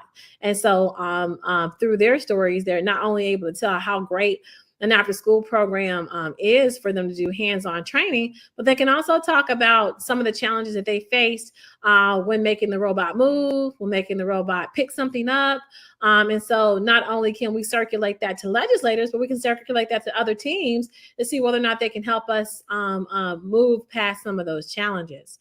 And so that is the fourth reason why you want to tell your story. So let's do a recap real quick. 10 reasons that you want to tell your story. Went over self-expression, express yourself. Don't let anybody steal your story. Empowerment. You want to be able to take ownership of your narrative. So you want to empower yourself to be like, hey, I'm going to tell my own story. 3, you want to be able to have connection so that you can have connections with others who have similar experiences that can relate to your journey. 4, you want to inspire and motivate. 5, did you know that by telling your own story, it could be a cathartic process, and it allows you to have healing. You can actually allow you to heal emotional wounds. Recently, the TMT Youth Community Foundation did a Juneteenth celebration, and we had this Dr. Jamila Battle, who's come out to support our organization. This is the 3rd time she's come out. She actually wrote a book called From Abundance. It was From Triumph to Abundance. Well, look it up. It's Dr. Jamila Battle, and I think it's From Trauma to Abundance. I just got the book the other day, and I read the book, and oh my gosh, Dr. Jamila Battle, she went through, she's an amazing doctor. She does sleep therapy, and she tells a story of a lot of abuse in her home. Her father was a jazz musician, and she kind of went through a hell on earth every day up until she was about 14 years old.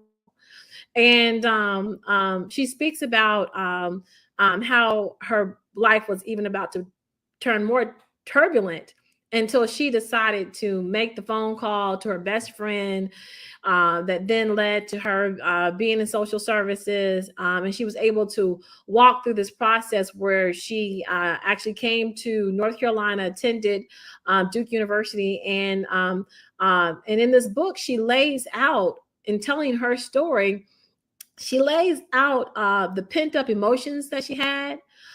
In this book, she talked about how she was able to gain closure with some of the incidents that occurred in her life. And she talked about how she was able to move forward with her life. And you could tell that by writing this book, it was a part of her healing process. And so, hold on, let me look this up. So I want to make sure that I give you guys the right name for her book, so you can actually see it. It's Dr. Battle, Abundance.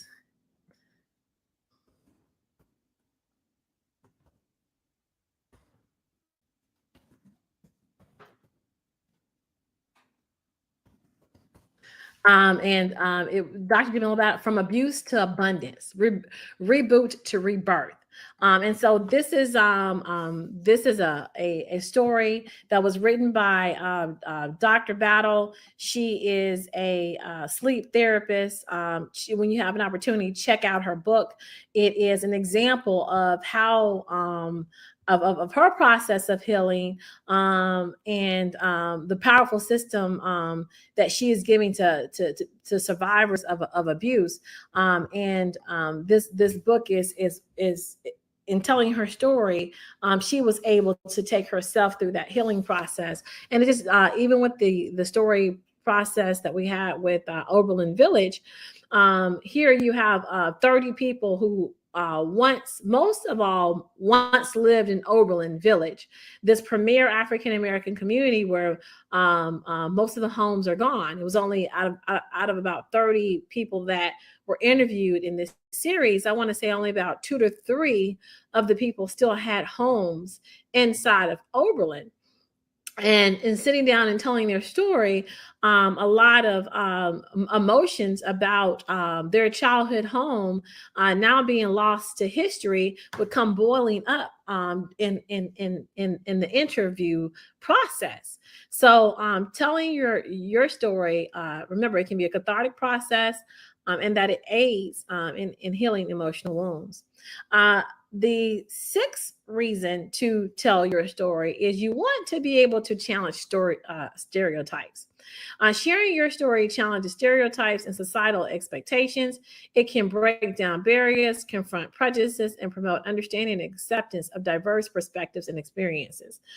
So I'm one of those people, and I'm embarrassed to say that when I used to hear the term gentrification, I used to be like, oh my goodness, if somebody doesn't take care of that house, the city needs to take it. But I didn't know it was through listening to these stories that a lot of people couldn't afford the taxes on their homes. Working class people, a lot of them aged, and children and grandchildren moved away from home and maybe didn't do a good job with checking on grandma inside of that home, didn't do a good job with repairing for grandma. And so it changed my idea of what gentrification was, and it gave a voice to who was actually losing out when developers come in and build $1 million condos next to houses that were built almost 100 years ago. And so it really changed and broke down some of the misunderstanding that I had when hearing the term gentrification. And hearing the stories of Oberlin Village, it also allowed me to understand more clearly how African Americans moved during a time that was pre my birth.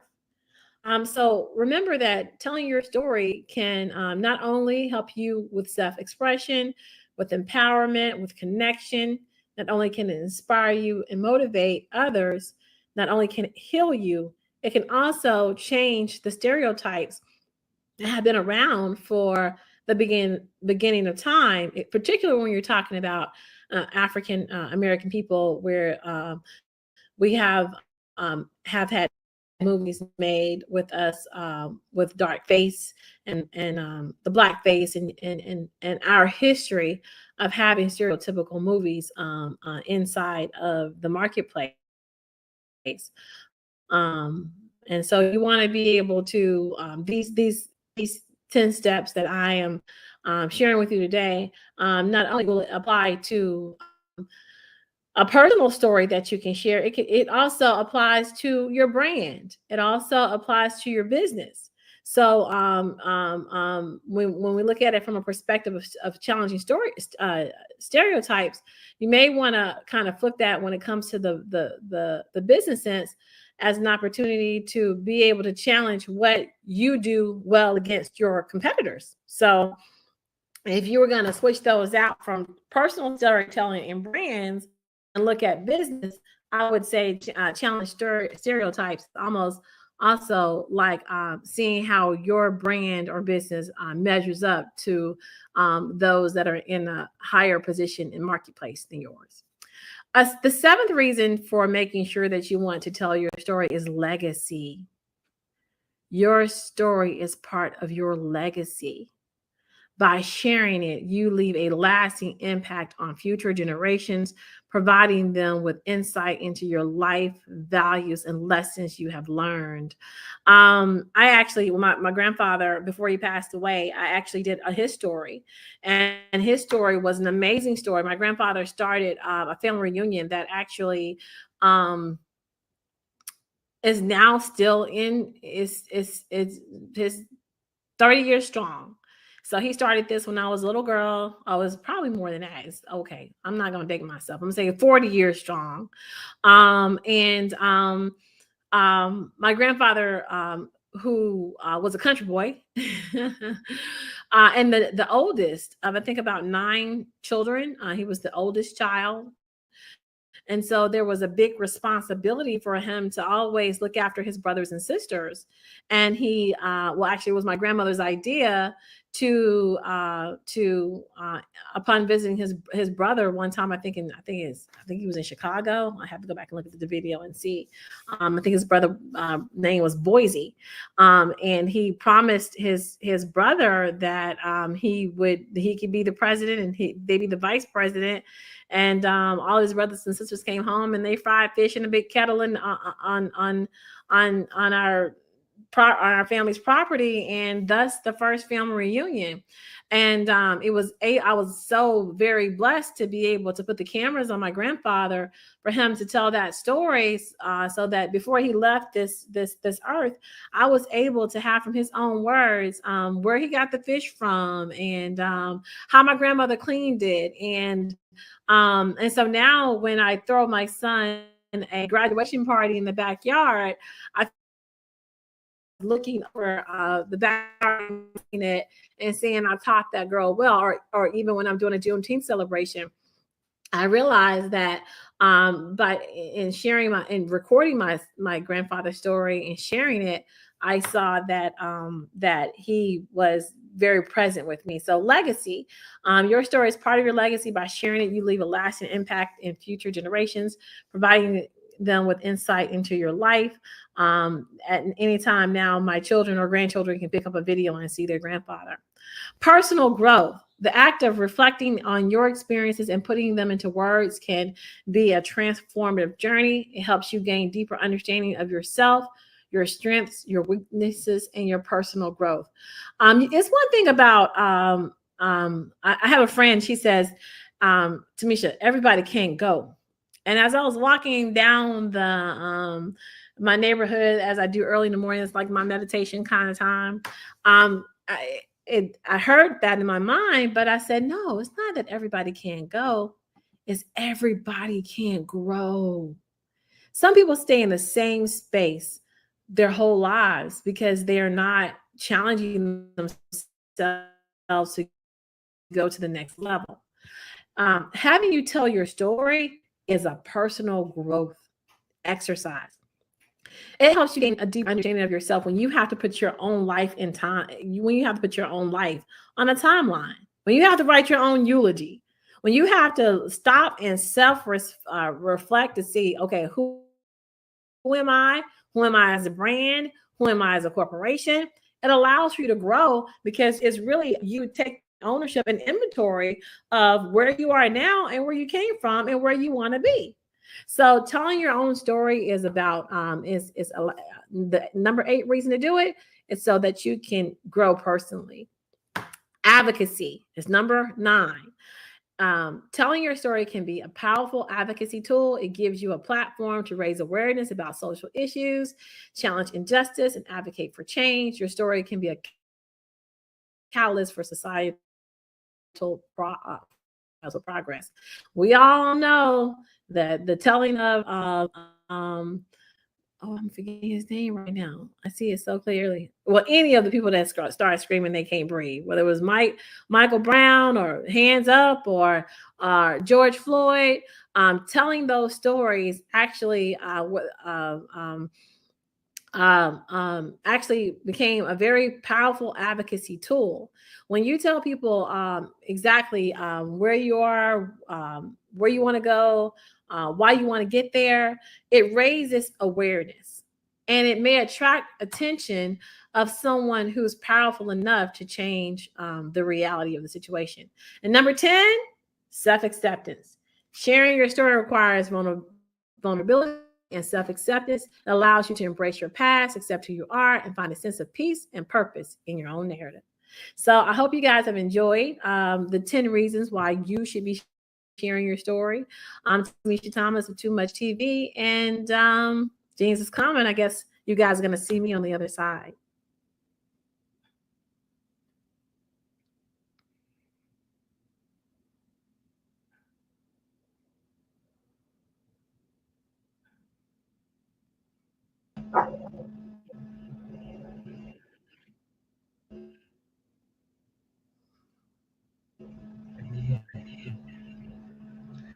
Hey, Tamisha, that was awesome. Like those 10 ways, like, and it all boils down to that like one story. So I think that was amazing how you broke that down and thoroughly explained that. And you also told a story within, you know, your talking points. So I think that's pretty good as well. Like, you never make a point without telling a story. You never tell a story without making a point. So that was amazing. I want to thank you for coming on here. And before you go, where can the people reach out to you? Where can they follow you? Where can they, you know, subscribe, buy something? Let them know right here, right now.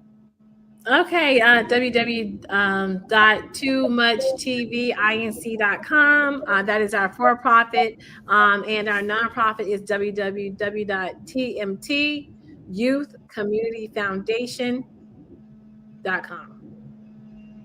All right, you heard it here first. Tamisha Thomas with the phenomenal presentation. Thank you, Queen, so much.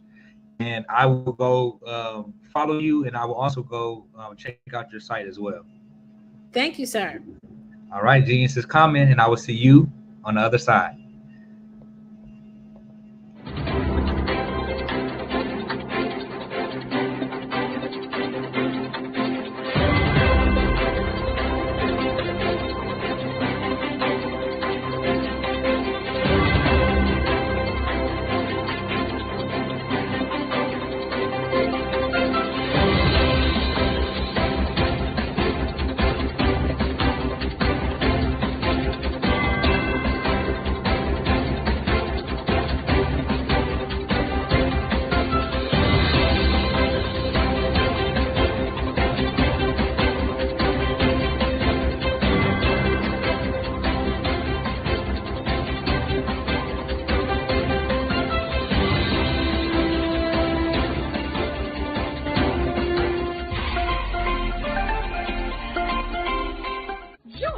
Dr. Eric Kelly III and a host of phenomenal speakers from all around the globe for this 7-day virtual event that you don't want to miss. The mission of the Black Business Expo is to raise scholarship money from kids all the way from high school, all the way from college. The Black Business Olympics is one of the largest Black business showcases in the world. It is an opportunity for businesses and companies to showcase their businesses globally. We are going to be giving away laptops up to $5,000 away to students. Again, I'm Olivia Appleberry, the founder of 2 Cents Finance and one of the speakers for the expo. I am so excited to see you there. For more info, go to www.blackbusinessexpousa.com or call 919-308-9090 and hope to see you there. I am Black Business. From the moment I wake until the time I sleep. Yes, I am Black Business. I am Black Business. Tell me, are you Black Business? I am Black Business. Do you support Black businesses? Listen, I support Black business because I am Black Business. Black Business Expo, one of the largest business showcases in the history of Black business in the world. The world! Sign up today at www.blackbusinessexpousa.com or call 919 308-9090. I am Black Business. I am Black Business. From the moment I wake until the time I sleep, I am Black Business. I am Black Business. Are you Black Business? I am Black Business. Do you support Black businesses? I support Black business because I am Black Business. Black Business Expo, one of the largest business showcases in the history of Black America in North Carolina. Join Dr. Eric Kelly III and a host of phenomenal speakers from all around the globe for this 7-day virtual event that you don't want to miss. The mission of the Black Business Expo is to raise scholarship money from kids all the way from high school all the way from college. The Black Business Olympics is one of the largest Black business showcases in the world. It is an opportunity for businesses and companies to showcase their businesses globally. We are going to be giving away laptops up to $5,000 away to students. Again, I'm Olivia Appleberry, the founder of 2 Cents Finance and one of the speakers for the expo. I am so excited to see you there. For more info, go to www.blackbusinessexpousa.com or call 919-308-9090 and hope to see you there. I am Black Business. From the moment I wake until the time I sleep. Yes, I am Black Business. I am Black Business. Tell me, are you Black Business? I am Black Business. Do you support? Art to me is a creative expression of something from nothing. You know, it explodes onto the canvas, or it explodes on in my work. One of the things that I try to do more than anything is I try to just give the lines and the movements and emotions and expressions into what I do. Art really means to me a chance to express how I feel deep down inside. Most of my art begins as a thought that I might have, you know, whether it's sports, whether it's history, whether it's a woman or a man. It pretty much starts as an idea of thought before I get into the actual image of what I'm going to draw. I do a lot of historical pieces. I was a history minor in college, and I love to do history pieces. And a lot of times I'm thinking about history, and then I try to make that history impact you as you look at it. That's one of the reasons I do pictures so large. People ask me, why do I do pictures so big? And I tell them, I want the piece to impact them as they're looking at it, to kind of dominate them, dominate their space. And most of my pieces I try to do off page. I don't try to do anything that's going to be in those 4 corners or in a square. And I want your imagination to be a part of the piece that you're looking at.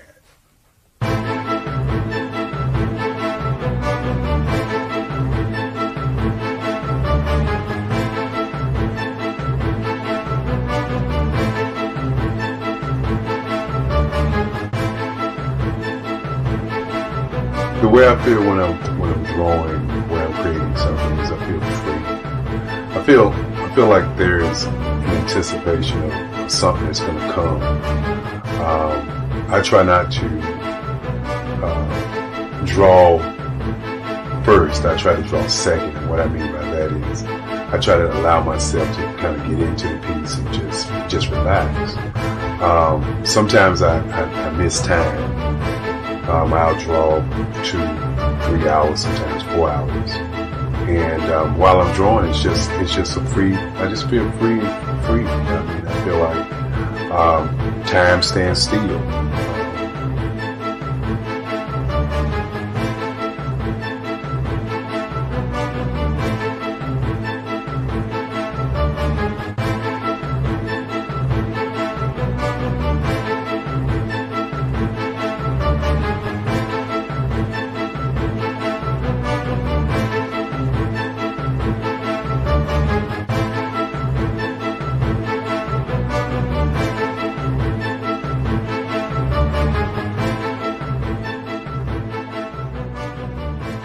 That's what it's all about in terms of the lines and the colors of my work, is to get an expression, to go deeper and past just what you see on the surface, but to go in and try to find an expression that everybody gets a different taste of what that expression is, whether it's anger or whether it's being happy or whether it's being, kind of calm or nonchalant.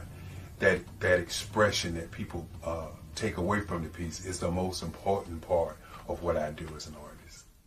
Bold is the size of my pieces, where I try to do the piece larger than life, to kind of push forward toward you. That's what the boldness is all about. It's not so much about the lines, it's about the size.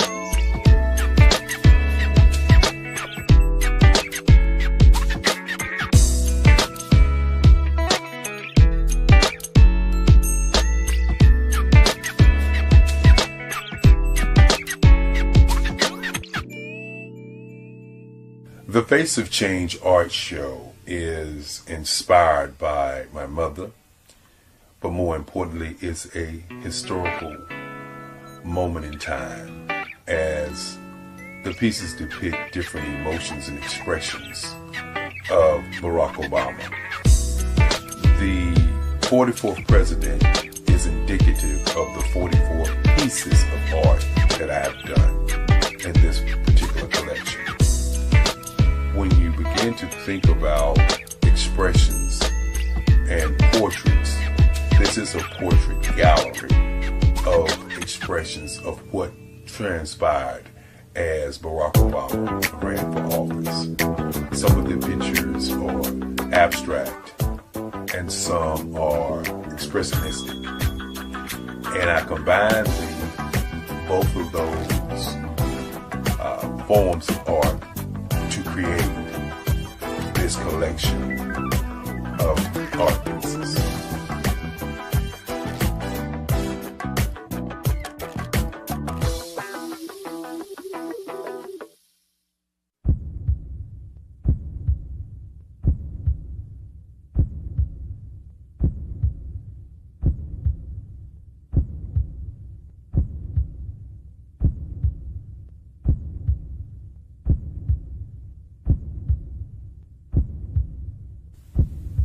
Overcomer, brilliant, ambitious, motivated, awesome. Obama.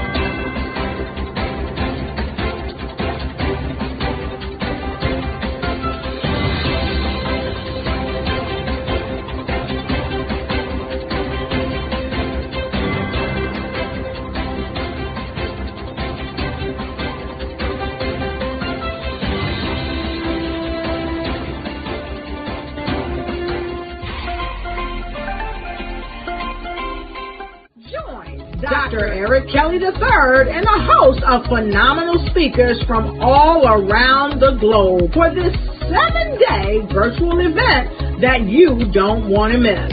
The mission of the Black Business Expo is to raise scholarship money from kids all the way from high school, all the way from college. The Black Business Olympics is one of the largest Black business showcases in the world. It is an opportunity for businesses and companies to showcase their businesses globally. We are going to be giving away laptops up to $5,000 away to students.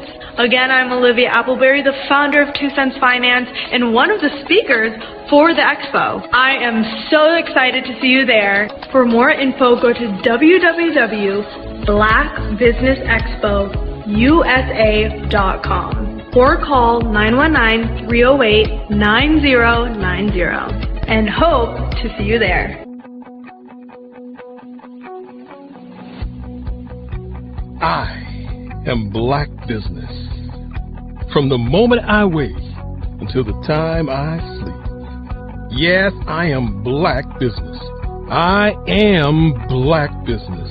Tell me, are you Black Business? I am Black Business. Do you support Black businesses?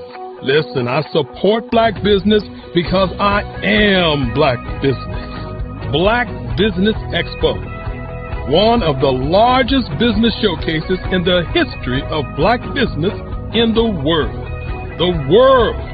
Sign up today at www.blackbusinessexpousa.com or call 919-308-9090. I am Black Business. I am Black Business. From the moment I wake until the time I sleep, I am Black Business. I am Black Business. Are you Black Business? I am Black Business. Do you support Black businesses? I support Black business because I am Black Business.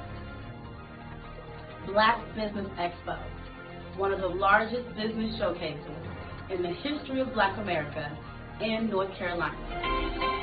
Join Dr. Eric Kelly III and a host of phenomenal speakers from all around the globe for this 7-day virtual event that you don't want to miss. The mission of the Black Business Expo is to raise scholarship money from kids all the way from high school, all the way from college. The Black Business Olympics is one of the largest Black business showcases in the world. It is an opportunity for businesses and companies to showcase their businesses globally. We are going to be giving away laptops up to $5,000 away to students. Again, I'm Olivia Appleberry, the founder of 2 Cents Finance and one of the speakers for the expo. I am so excited to see you there. For more info, go to www.blackbusinessexpousa.com or call 919-308-9090 and hope to see you there. I am Black Business. From the moment I wake until the time I sleep. Yes, I am Black Business. I am Black Business. Tell me, are you Black Business? I am Black Business. Do you support Black businesses? Listen, I support Black business because I am Black Business.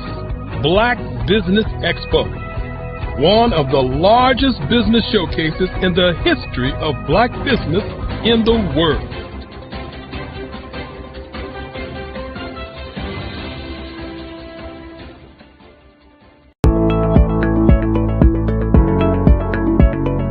Prepare for what's coming and dominate in economic winter.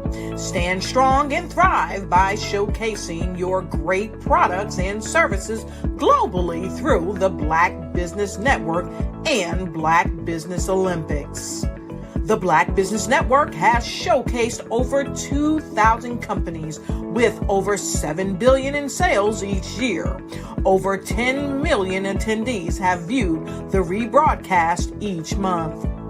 Through the Black Business Olympics, unique styles of business training and mentoring are turning students into business owners and entrepreneurial warriors who will dominate in any economy.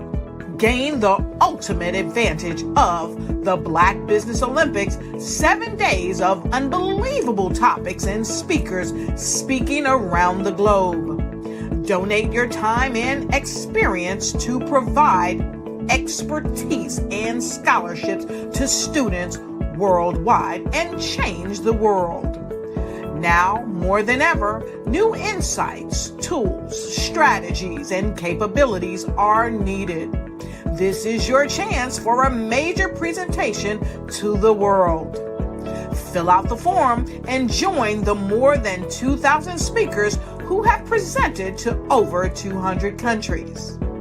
Join the Black Business Network streaming live into the Metaverse, STEM City, Black Multiverse Enterprises, Hulu, Amazon, YouTube, iHeartRadio, Apple, Facebook, LinkedIn, Pod TV, IBM TV, Spotify, and Google Podcasts. Sign up today. Spaces are limited, and we will see you there.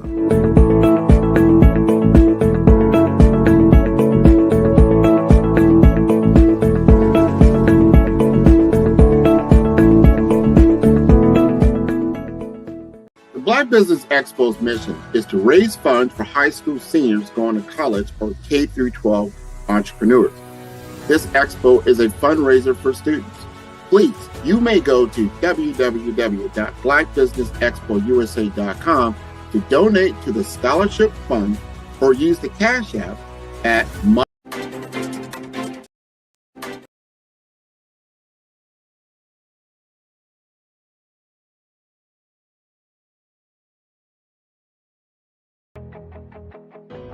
I am Black Business. From the moment I wake until the time I sleep, I am Black Business. I am Black Business. Are you Black? How many times have you been asked to help someone you didn't even know, a student, a business entrepreneur? Or did you ever even ask, where did they end up? That business, that friend, that entrepreneur. Well, just maybe they ended up in a gang, bankrupt, homeless, or worse, dead. Maybe they turned to crime, drugs, and alcohol. Did you ever wonder? Did you destroy their dream, or was your life always so easy? At the Black Business Olympics, we started a movement to help students complete. Give them hope and foster success. Help them to leave their dreams of providing laptops, computers, and up to $5,000 in scholarship funds. Today, we ask you to help a student, a business owner, or an entrepreneur to realize their dream by sponsoring them, supporting them, and buying from them. Consider this. With $1.6 trillion in our Black community, we only ask for a small donation for our students, our businesses, and our entrepreneurs. And you can change a life today. So I ask you, what are you going to do? Sit on the sideline and watch our students in high school be leaders, miss out on their dream from lack of resources? Or are you going to donate to the movement and change their future and yours as well? Give us a call today at 919-308-9090. Change their life by investing with action to the Black Business Olympic Fund.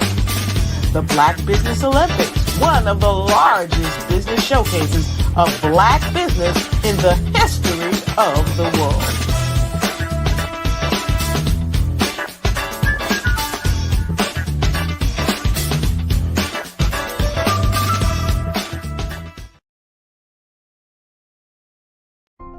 Welcome to Intentionality with Dominique, the show that helps business owners become valued and in-demand suppliers in the marketplace to scale their businesses. Let's start today's show with host and intentional connector, Dominique Simpson-Milton. My favorite question to ask, but what would you say is the difference between working in your business versus working on your business? Oh my goodness, it's a mindset for sure. And prior to working with the council and working with you, I don't even know that I placed as much emphasis and importance on it. But now I understand the importance of working on the business. which is that business development, strategic planning, taking that 30,000 foot view, every 6 months and definitely at least once a year to find out what's working well, what's not, pivoting if there's a need to pivot, adding new verticals. Like that's working on the business. Working in the business is the day-to-day operations. Putting out fires in the day-to-day, responding to emails, that type of thing. And working on the business is setting a strategy based on what's going on in your various industries. What are the trends, and making sure that you are doing the steps to stay in front of those trends. As you grow and as you evolve, I'd say there are a couple of things to that. One is if you are in the weeds every single day, and quite frankly, when you start a business, there's not a lot of, it's hard not to be, right? Because you're probably small when you start. There are probably not enough resources for the things that you have to do. That's normal. But as you grow and as you evolve, you start to understand that if your view is here, then you cannot gain the perspective to see all of the interrelationships and all of the opportunities and all of the strategic maneuvers that you should be doing in order to take grow your business in step functions as opposed to incremental. Well, working in the business is doing everything. You wear all the many hats. Working on the business is finding out what hat you like and then being able to put in processes, systems, people that will help complement your skills. Chasing the dollars, trying to make sure payroll is done. You have enough work to cover payroll and $2 or $3 in your pocket. And next thing you know, year after year, you're in a rat race. You've never been trained to develop your business or to take it to another level. As long as I can focus on where we are going, because no one else is doing that in the company except for me. So if I can see, here's where we're going, and I need all 10 of y'all to come with me, then if we all do that together, then the business grows because everyone is focused on the thing they're supposed to be focused on. Love that. Yeah. I think for a lot of business owners, particularly when you're just getting started, you're wearing multiple hats. I tell people all the time, I was always letter E, all of the above, when we used to fill in those multiple choice tests. And even now I still do a lot, but what is really great is that right now I'm in Richmond. My team back in Raleigh is handling everything. I don't have to pick up the phone. I don't have to check that email because I know that they can take on whatever is being thrown at them. Take time to slow down in order to speed up. Invest in CVM SDC developmental programs each year to grow your business. Working in equals maintaining. Working on equals growth. Visit cvmsdc.org for more information on our development programs. Email us. Are you a Black entrepreneur with a vision for global success? Are you ready to take your business to the next level? Introducing the Black Business Network, BBN, one of the largest Black business showcases in the history of the world. The only 24/7 global multimedia ecosystem dedicated to connecting and promoting Black entrepreneurs, brands, and businesses globally. With BBN, you can sell your business now 24 hours a day to over 200 countries. Reach a global audience in real time, build trust, and generate leads like never before. Access a world of opportunity with our live streaming and replay platform, featuring on-demand content, documentaries, and exclusive interviews. Get your exclusive, one-of-a-kind Black Business magazine covers that feature you and your amazing business today. And tap into our Black Business Global Chamber of Commerce, where your voice will be heard globally with over 1 million business owners. Learn the insights and strategies that Black entrepreneurs are using to grow today. Power your business with the Black Business Black Credit and Debit Card. Get cashback, access microloans, and build your business by doing business with Black businesses worldwide. Stay ahead of the curve with the Black Business World Report, our yearly intelligence magazine, providing industry trends, government programs, funding alerts, and so much more. BBN is more than just a network. It's a revolution. It's a global movement, uniting Black entrepreneurs from over 200 countries to share knowledge, build relationships, and create economic empowerment. And for corporations, BBN offers a unique opportunity to demonstrate your commitment to diversity and inclusion and access. Submit your corporate commercial today. Sponsor BBN, reach a targeted audience, and support the growth of Black-owned businesses.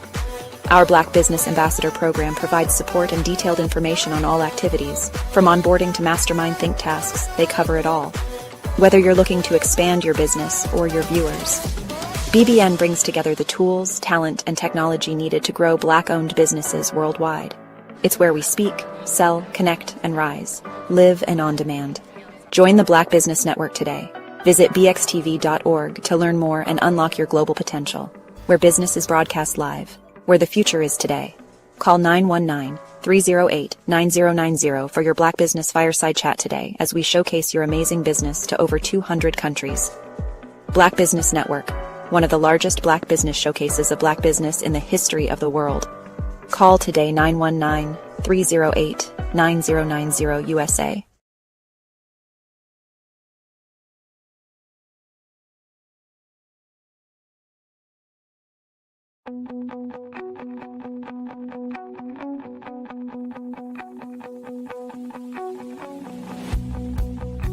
I am Black Business.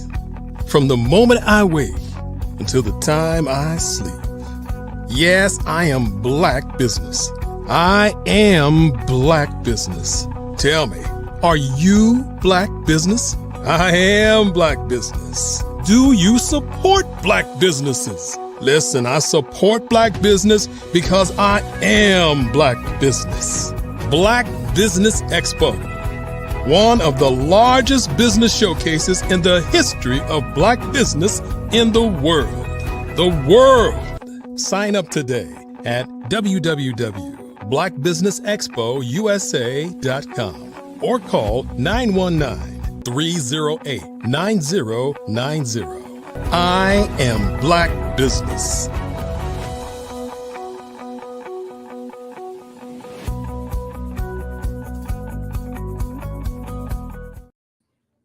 Good afternoon, business owners, entrepreneurs, thought leaders, and corporations. Welcome to the Black Business Network. My name is Tamisha Thomas. I'm your business moderator for this afternoon on the Black Business Network. The Black Business Network is a 24-hour business network showcasing Black businesses, business owners, entrepreneurs, and thought leaders worldwide. We have speakers from North Carolina, London, Singapore, Africa, Japan, and cities all over the United States. The Black Business Network is a global community sharing its business knowledge to empower, inspire, and educate businesses about business. Today, we have in the studio Ms. Delphine Godley Sellers, retired as the Durham County Cooperative Extension Director in 2016. She then co-founded the nonprofit Urban Community Agronomics and embarked on turning a formal plantation into the Catawba Trail Farm, building resilience, health, and well-being. I'd like to welcome today in the studio Ms. Delphine Godley Sellers.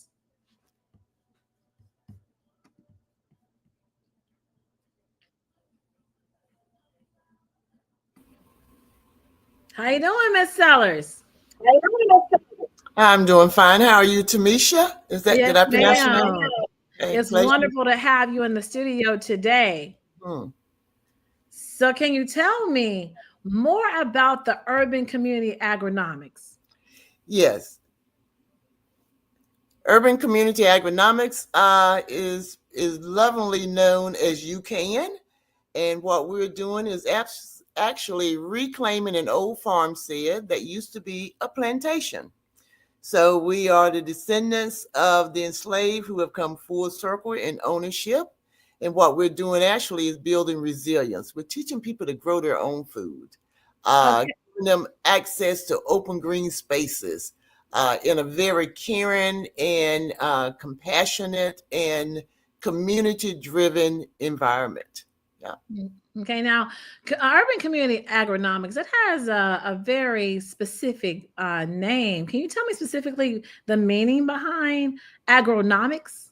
Because I'm thinking group economics, group agriculture with economics, group getting together, buy a farm. I'm thinking all of that. So you clarify that for me.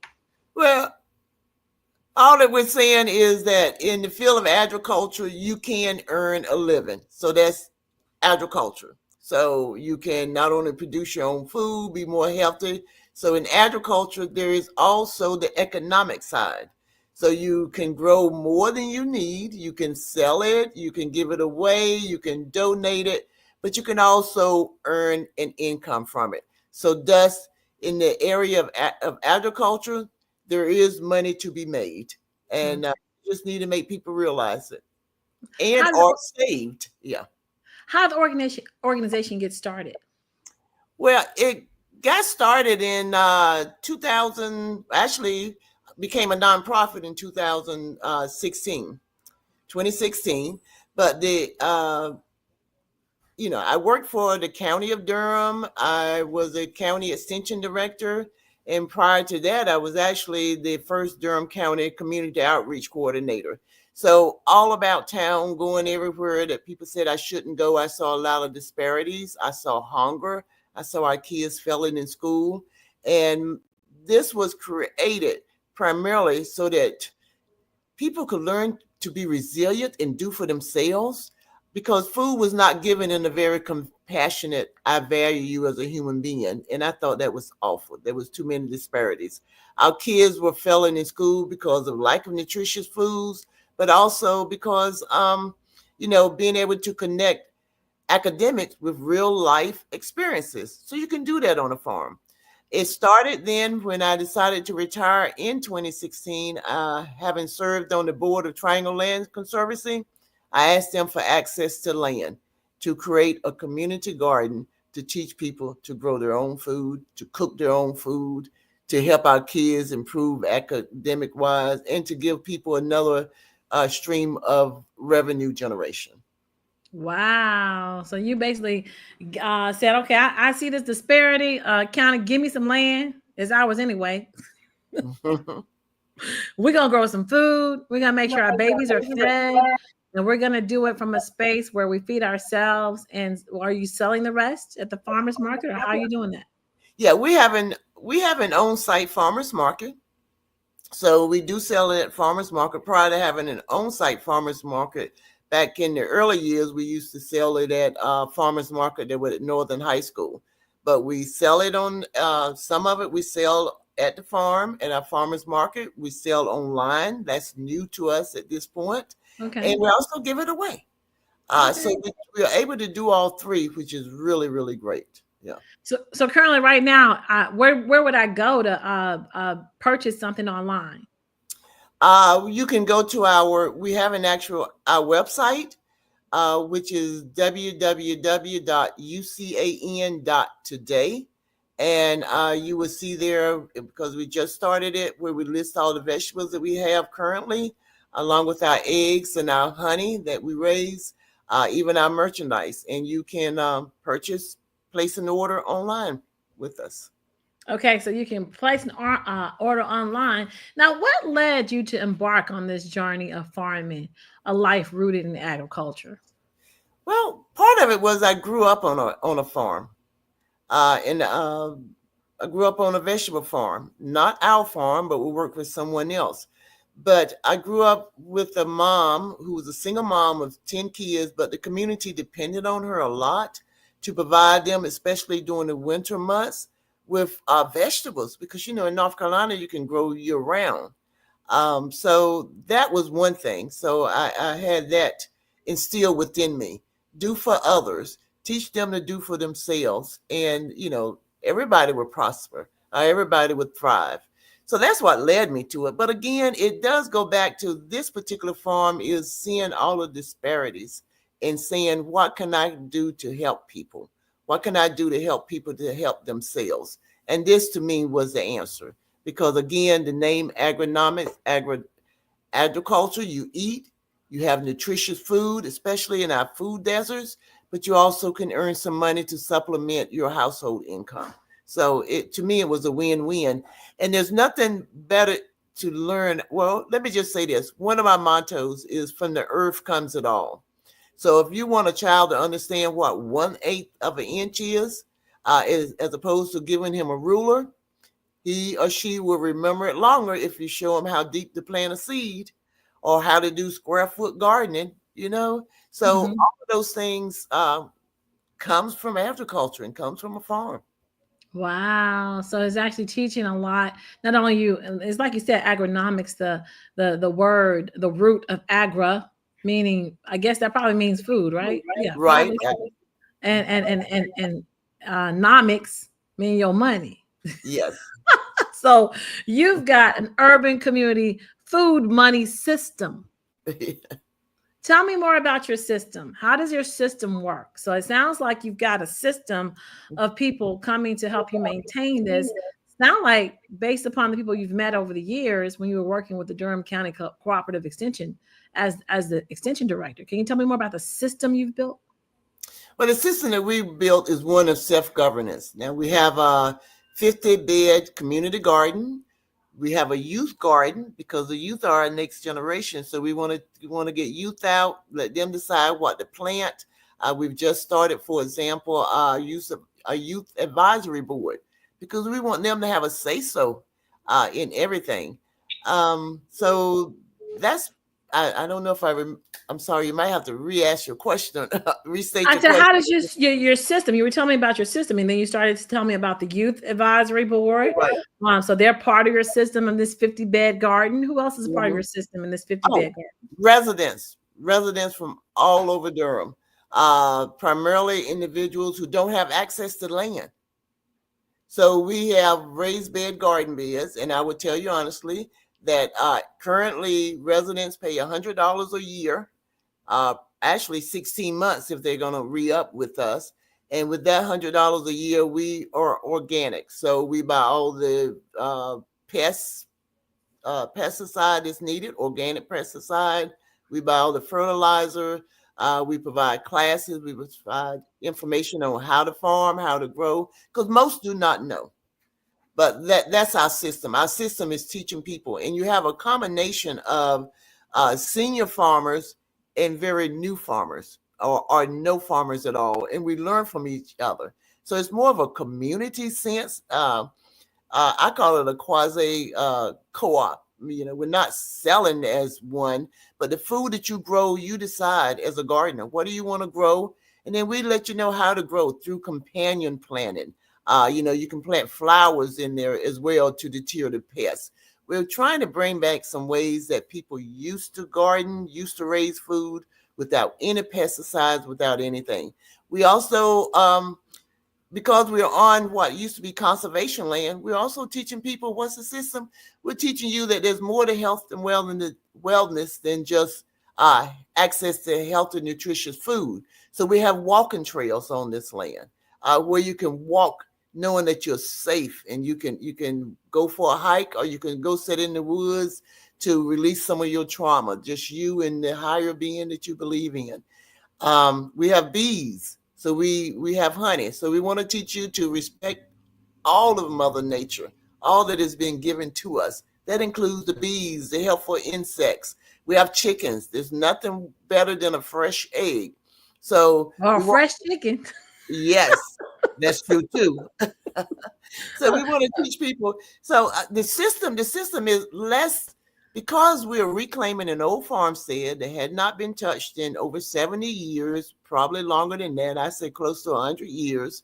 We're able to teach, a wealth of skills, from how do you reclaim an old building, how do you construct a new building, what do you do with reclaimed wood, you know, how to make something useful that had deteriorated to the point that it was no longer useful. How do you do that? So we're teaching carpentry skills, construction skills.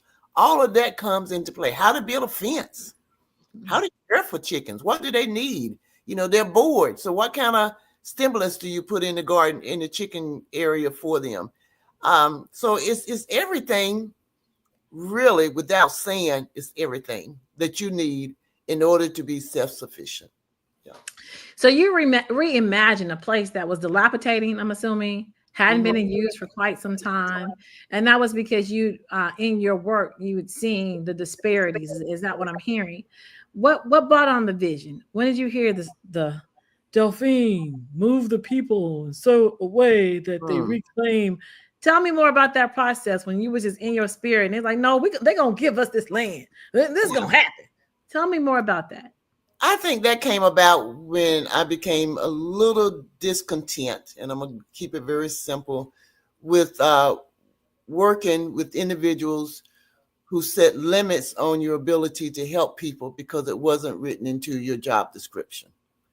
That's when it came about. In other words, let's just say, for example, I also worked in CPS, Child Protective Services. So you've been seeing a whole lot. Oh yeah, I worked there. So, if I'm going to go and investigate someone, for example, and that person says, life would be better if I could get back home to where I have family at.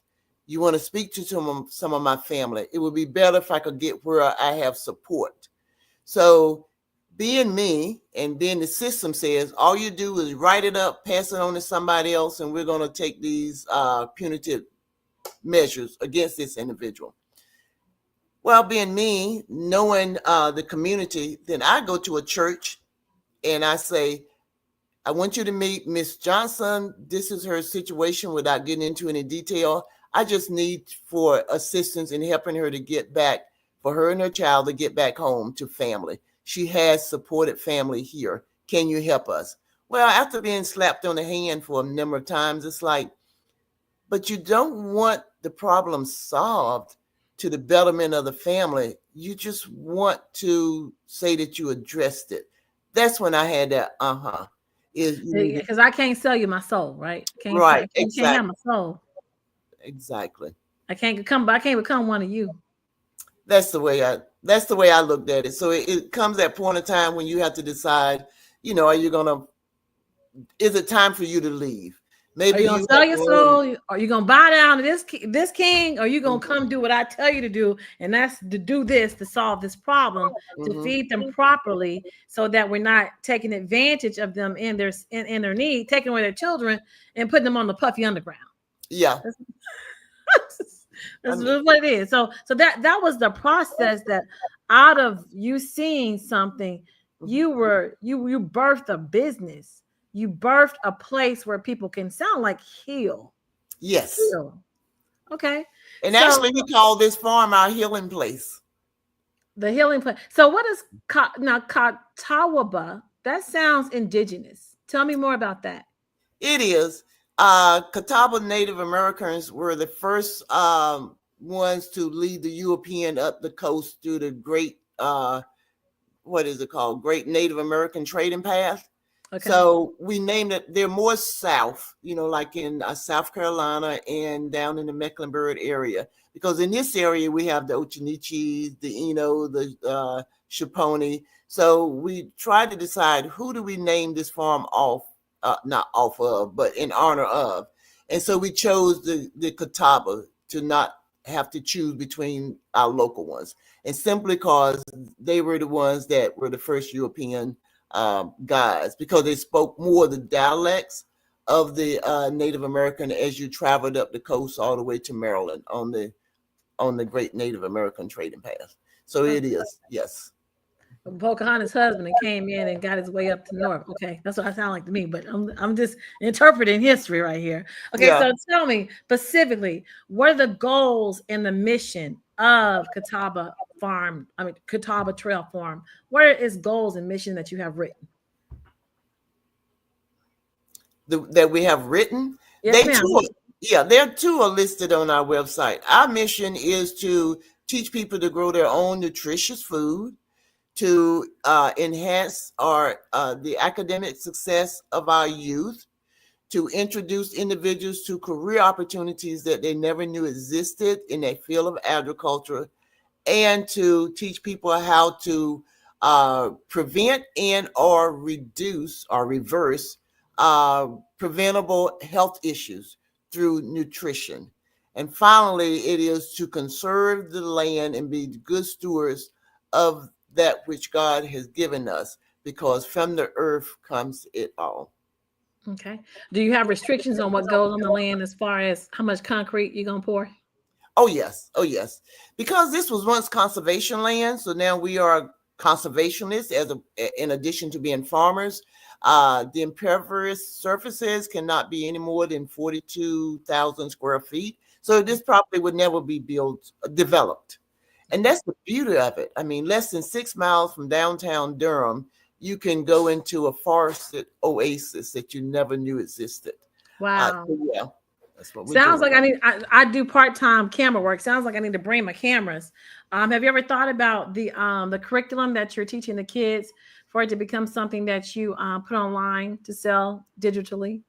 Yeah, we are now working on it. You got to remember, and I have to remind people, we are a very small staff right now. We've never had more employees than 5, and until recently, all of us were females. So we are doing everything. I mean, we have that, but yes. So we work with other organizations, like, for example, one of our board members is a public school teacher, helping us to do that, to create curriculum. We work with the occupation therapy classes at Durham Tech, at UNC. We work with Duke. We work with Central. We work with NCA&T. Who have I missed? Meredith. Maggie Pride. I'm a proud mother of an engineering student there. So yes, ma'am, I had to say that. Of where? North Carolina A&T. Yes, ma'am. Oh yeah, I love A&T. I do. Yes, ma'am. I'm an Eagle, but I don't Okay. hold that against you. Okay.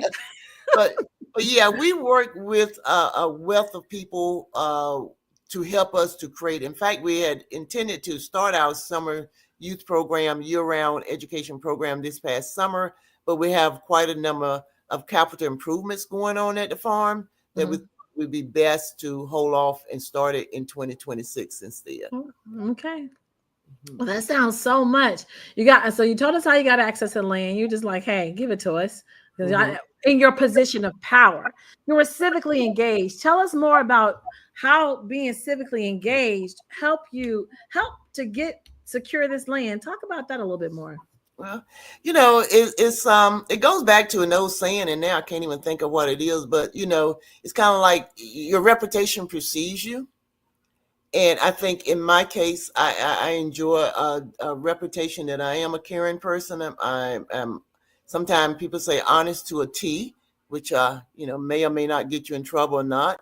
But I think that helped in serving on the board of Triangle Land Conservancy, being able to meet and greet. I treat everyone with dignity and respect. That says a lot because everybody don't.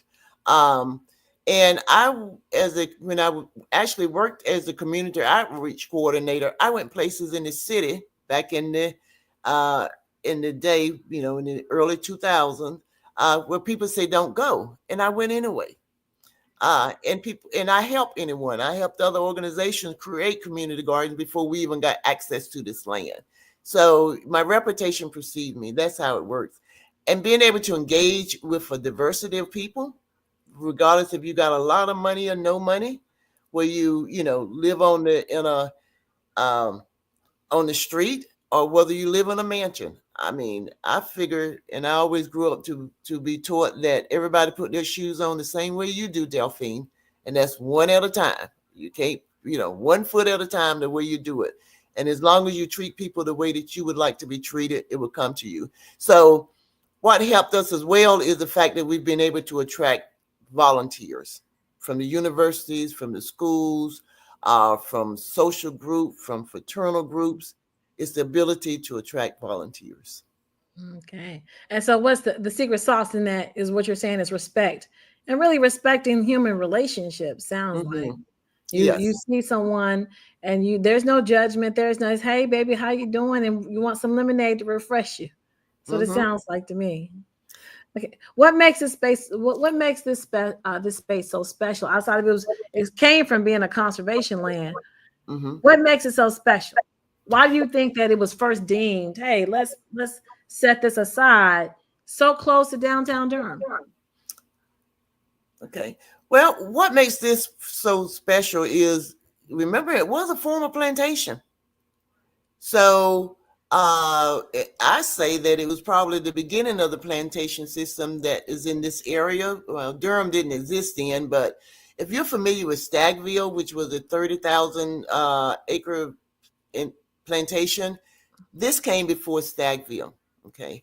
So what makes this place so special is, and then, the land was sold. It was supposed to be part of Treyburn. If you know Treyburn, which is in northern Durham, one of the most financially well-off communities, let me say, in Durham County. But based on my limited knowledge, Trayburn did not develop at the rate with all that they wanted, and the developers sold the property to Triangle Land Conservancy in Wake County. They bought the property. So that was in 2008. So it sat idle even further until we got possession of it and actually started reclaiming this land in 2018. Actually, we started January 13th, 2018. So that's what makes it so special. What makes it so special is the fact that this land holds a lot of history, a lot of history. We've actually recently discovered, when I say recently, as of last year, 2024, maybe the end of 2023, an enslaved grave site that we've since discovered in 2024 is larger than what we thought it was. It is now all but an acre grave site. And we're working on memorializing this and honoring, and we've had other ceremonies where we honor those who toiled on this land.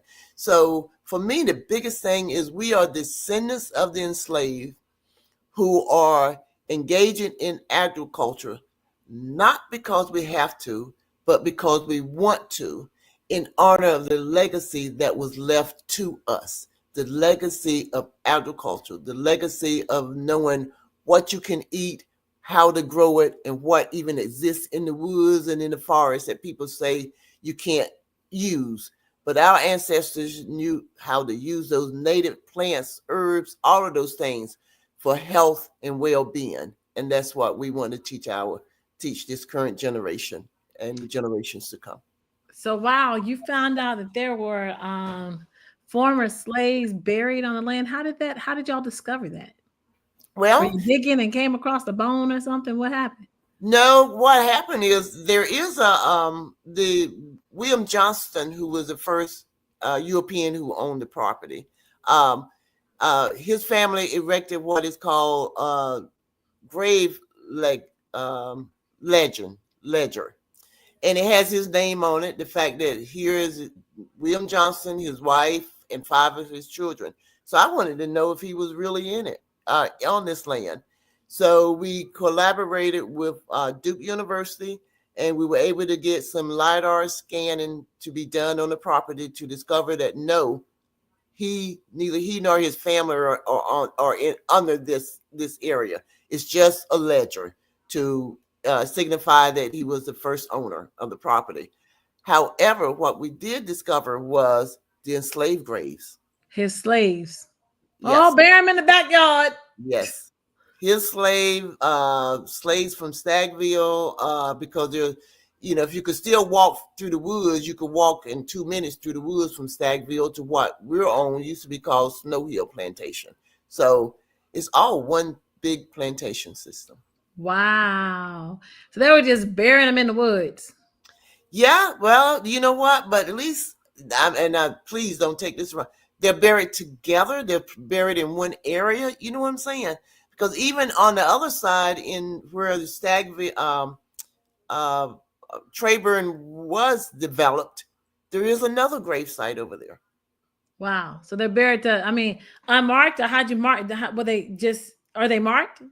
They're marked in a sense, not with headstones. There is one on the property that have some headstone, but this earlier one literally is marked with stones, big stones, because we're not digging them up, and some of them still poke from underneath the ground. Because remember, all that our ancestors had was a stone to put at the head and a stone to put at the foot. So, that's all that we had, that our ancestors had. And not only through the LiDAR scan surveys have we found them, but we also did a dowsing on the farm. And a dowsing is where, one of the honored dowsers that I know is Beverly Scarlett. And so she came out to do that for us. And what that does is you have metal rods, but it's a process, and you can actually because the body still emits, even when they're deceased, energy. Yeah. And you can find them. Because you can matter. It's some type of matter. Yeah. Yes. and that's how we found it. I mean, that's how we realized that it was much larger space than what we thought was. Cause you like walk zip, zip, zip, zip, zip for a mile. Zip, zip, zip, zip, zip, zip, zip. Something here, something here. Yeah. Every place you walk, and you think through the centuries, I'm sure, and here, this is my pastor can say sometime, I'm using my educated imagination, that they were oftentimes buried on top of each other. And the thing about the stones that are used for the foot and the head, they are not original to this property. So they held some importance to the enslaved people. The closest you can find them is maybe 2 miles away. So they brought these stones. Their family was, that was a tribute from the family. Exactly. Coming to see so-and-so, coming to the grave, coming to honor the ancestors. Sneak off at night, come through, sneak back off. Yeah, it's amazing the stories that the ancestors are telling and that you're able to see in this space. So that is truly a significant story. That definitely would make it special. And does it contribute to how you feel like you got to honor the land, how you got to keep over the land, how you feel like you got to watch the land, how they talking to you? Like, yes, they are. Yes, they are. I sometimes, now our journey has been long and it's been hard. But I remember when my sister and I first walked on this property, and it was all tore up, fallen trees, buildings, the whole 9 yards. And I walked on this property, and my first words is, I'm home. This is where I'm supposed to be. Have you ever gone someplace and it within your spirit says, this is where you're supposed to be? Yeah. And oftentimes I have to actually drive to the farm when there's nobody there. I just sit in my old Toyota truck, no music, no anything, and I listen to them. Because I know what I gotta do next. Yeah. Amazing. I can understand that, right? I'm an artist. So, I feel like when I'm actually telling the stories of whomever or whatever, that I'm actually speaking with somebody that's not there while I'm actually editing, sometimes making the process easier, but really helping me communicate this story the way they want it to be told. So I definitely get that when you are in alignment, and you've said no to the system. You've said no to the powers that be. You can't have my soul. When you told them no, you were telling someone else yes. Yes. And to be able to come into that space full circle, so that not only does your immediate ancestor, your mama telling you this is what you got to do, and how her life contributes to this. So this is amazing. Now I understand how it's important to you. How, when you're talking to the residents, how do you communicate that to how it's important to the Black community? How do you bottle all of this up into words so that they don't think you're crazy? Now, the answer is they told me to do this. How do you present this? Do you tell them all what you just told me and all the web? Or how do you position it to make the residents know, come on, pay $100. Come through and walk and get your greens? I tell them all of it. What I've said to you, I don't hold back, because you need to hear my commitment to this. You need to know that many of the things and words and phrases that come from me, I might say them, and 2 minutes later you ask me to repeat them. I can't repeat them because I don't know what I said. You know what? But it was there.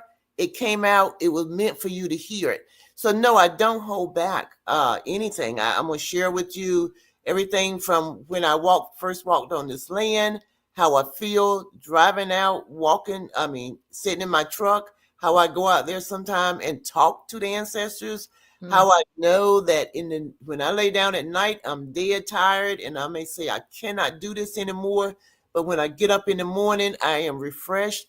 I know. There's something you got to know when you're doing things that's right, and you're willing to do it when it's hard. You're willing to do it when it's easy. You're willing to do it because it's easier to do things when it comes to you. When you don't have enough money to finish this project, or you don't have enough for that, or the volunteers don't show up and you're out there by yourself. You've got to encourage yourself, but also being on the grounds. I am encouraged by the spirits. I'm encouraged by Mother Nature. I'm encouraged by the sounds that I hear, the wind that blows, the branches that click-clack against each other in the wintertime. They're talking to me. And I sometimes say in the winter to them, what are y'all talking about? Let me in on your conversation. sit there. Like Emma Regina Teresa Scott McAvoy used to say when she teach me the Bible, "Come on in, Holy Spirit." Yeah, the door would crack open. I'm like, "Who the Holy Spirit, God, Mama? Who the Holy? Come on in, baby. When we praise, and they come on in." I was like, "Okay, God, Mama, come on in, Holy Spirit." Yes. So that is amazing. So how can they reach you? Tell us, Ms. Delphine Sellers. Tell them how to get in contact with you.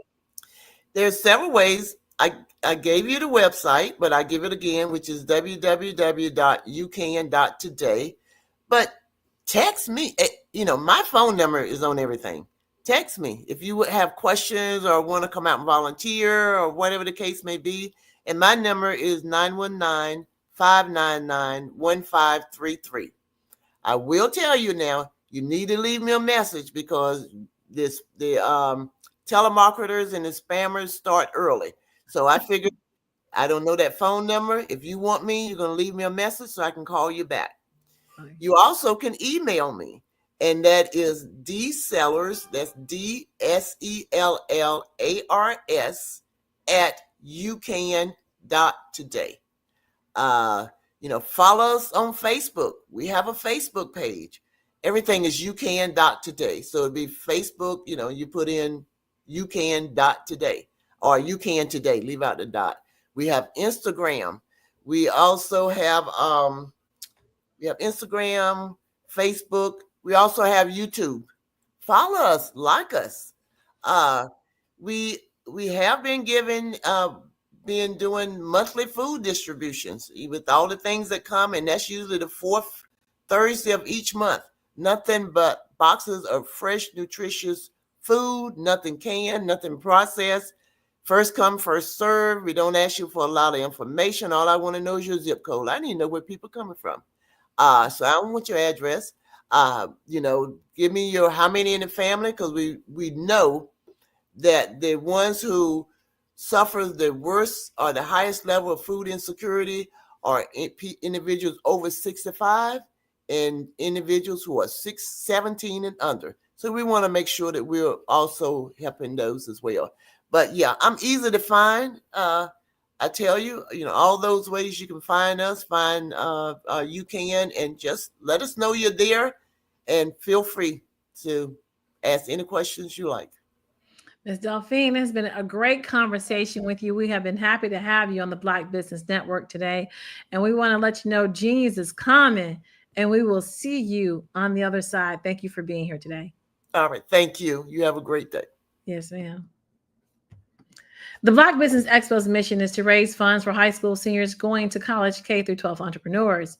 This expo is a fundraiser for students. You can go to www.blackbusinessexpousa.com to donate to the scholarship fund, or use Cash App on the screen below, which is your $, BBXUSA. The goal is to give laptops and up to $5,000 to 10 students. Students can register online at www.blackbusinessexpousa.com. Every dollar counts, so we want to remind you to donate to the scholarship fund. I want to thank our Black Business Expo USA sponsors for March 2024: NC100, Moody Capital Partners, Suede Soul, BDM Media, Lotus Richey Coaching and Training, Carolina Virginia Minority Supplier Development Council, Step Management, Hello, LLC, BHS and Associates, Margie McLean Foundation Incorporated, Genius is Common, Earth Essentials, Milani Shani Global, Executive Women's Success Institute, The Quality Coaching Company, Superwoman Business Services, Creative Force Studios, Lee Entertainment, Artistic App Design. Stay tuned. Keep watching the Black Business Expo.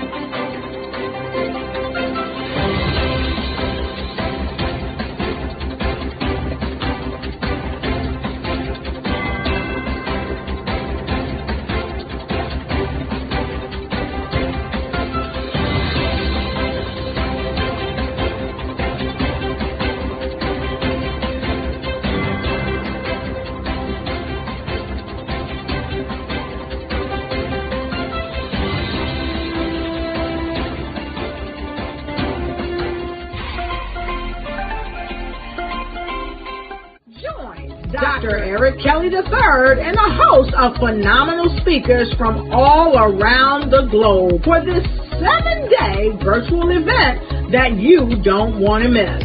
The mission of the Black Business Expo is to raise scholarship money from kids all the way from high school, all the way from college. The Black Business Olympics is one of the largest Black business showcases in the world. It is an opportunity for businesses and companies to showcase their businesses globally. We are going to be giving away laptops up to $5,000 away to students. Again, I'm Olivia Appleberry, the founder of 2 Cents Finance and one of the speakers for the expo. I am so excited to see you there. For more info, go to www.blackbusinessexpousa.com or call 919-308-9090 and hope to see you there. I am Black Business. From the moment I wake until the time I sleep. Yes, I am Black Business. I am Black Business. Tell me, are you Black Business? I am Black Business. Do you support Black businesses?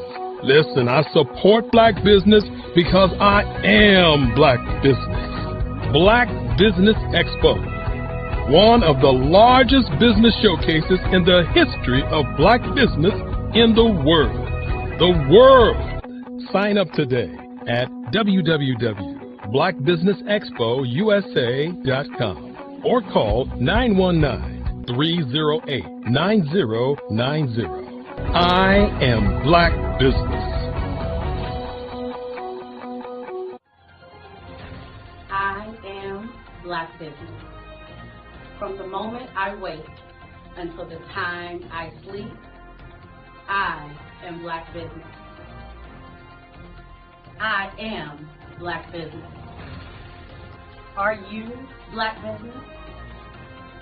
I am Black Business. Do you support Black businesses? I support Black business because I am Black Business. Black Business Expo, one of the largest business showcases in the history of Black America in North Carolina. Join Dr. Eric Kelly III and a host of phenomenal speakers from all around the globe for this 7-day virtual event that you don't want to miss. The mission of the Black Business Expo is to raise scholarship money from kids all the way from high school, all the way from college. The Black Business Olympics is one of the largest Black business showcases in the world. It is an opportunity for businesses and companies to showcase their businesses globally. We are going to be giving away laptops up to $5,000 away to students. Again, I'm Olivia Appleberry, the founder of 2 Cents Finance and one of the speakers for the expo. I am so excited to see you there. For more info, go to www.blackbusinessexpousa.com or call 919-308-9090 and hope to see you there. I am Black Business. From the moment I wake until the time I sleep. Yes, I am Black Business. I am Black Business. Tell me, are you Black Business? I am Black Business. Do you support Black businesses? Listen, I support Black business because I am Black Business. Black Business Expo, one of the largest business showcases in the history of Black business in the world.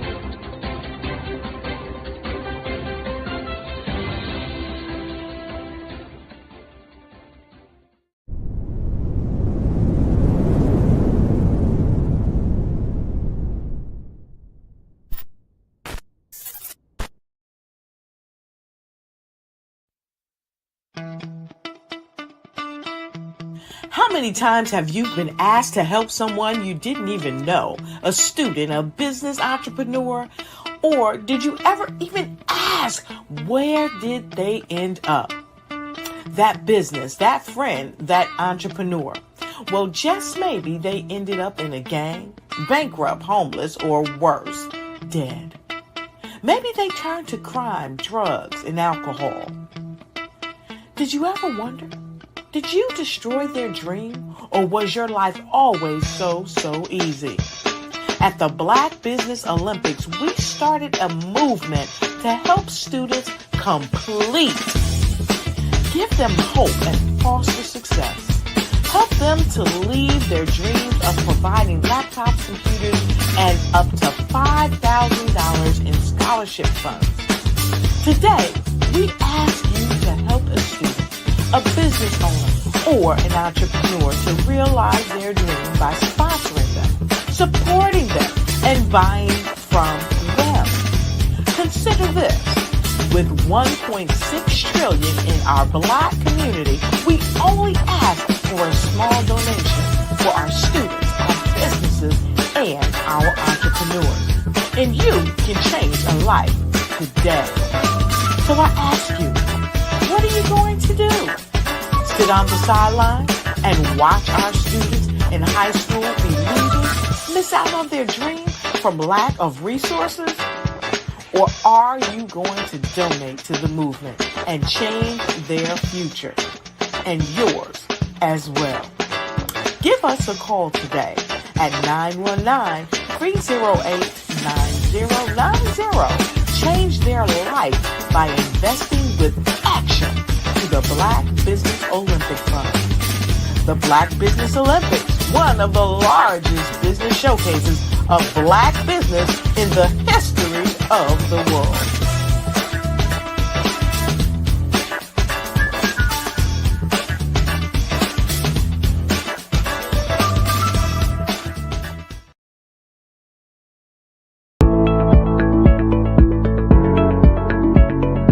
Prepare for what's coming and dominate in economic winter.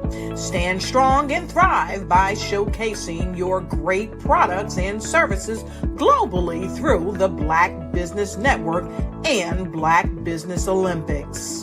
The Black Business Network has showcased over 2,000 companies with over $7 billion in sales each year. Over 10 million attendees have viewed the rebroadcast each month. Through the Black Business Olympics, unique styles of business training and mentoring are turning students into business owners and entrepreneurial warriors who will dominate in any economy. Gain the ultimate advantage of the Black Business Olympics, 7 days of unbelievable topics and speakers speaking around the globe. Donate your time and experience to provide expertise and scholarships to students worldwide and change the world. Now, more than ever, new insights, tools, strategies, and capabilities are needed. This is your chance for a major presentation to the world. Fill out the form and join the more than 2,000 speakers who have presented to over 200 countries. Join the Black Business Network streaming live into the Metaverse, STEM City, Black Multiverse Enterprises, Hulu, Amazon, YouTube, iHeartRadio, Apple, Facebook, LinkedIn, Pod TV, IBM TV, Spotify, and Google Podcasts. Sign up today. Spaces are limited, and we will see you there.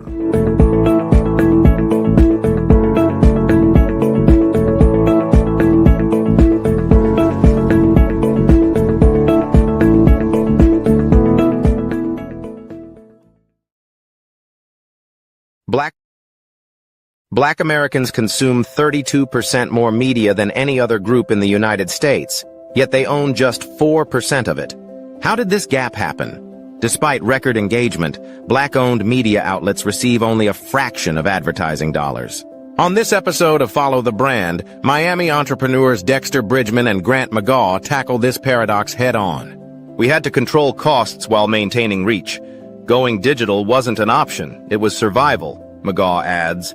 You have to invest in technology and networks before crises force your hand, especially when the system isn't designed for you. Reality. Major brands like General Motors and McDonald's have pledged to increase ad spending with Black-owned media, 8% by 2025 and 10% by 2024. But the reality?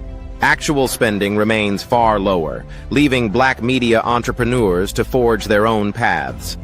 Discover how MIA Media Group built a loyal readership of over 1 million, and how 5-Star BDM leverages artificial intelligence and a network of 20,000 experts to empower leaders in healthcare and business. Recorded at the Black Business Olympics, this conversation is more than talk.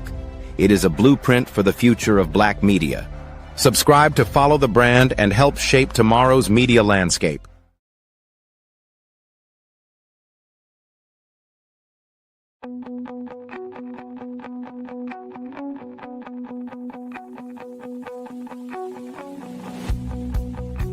I am Black Business. From the moment I wake until the time I sleep. Yes, I am Black Business.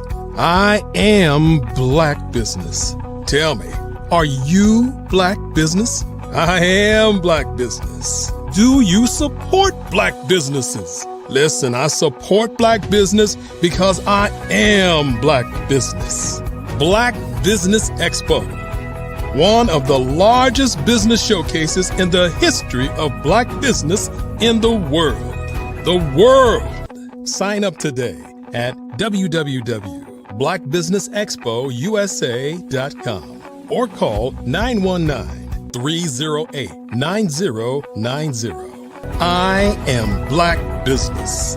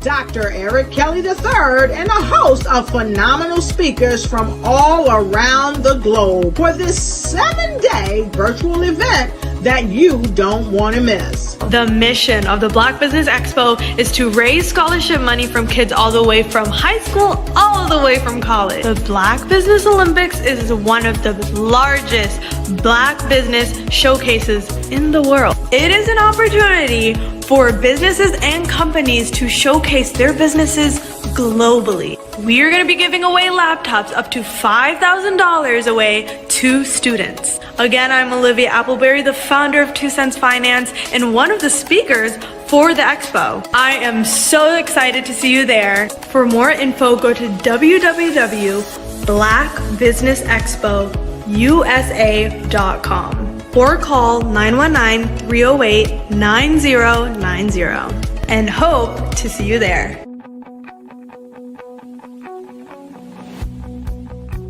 I am Black Business. From the moment I wake until the time I sleep. Yes, I am Black Business. I am Black Business. Tell me, Are you Black business? I am Black business. Do you support Black businesses? Listen, I support Black business because I am Black business. Black Business Expo, one of the largest business showcases in the history of Black business in the world. The world!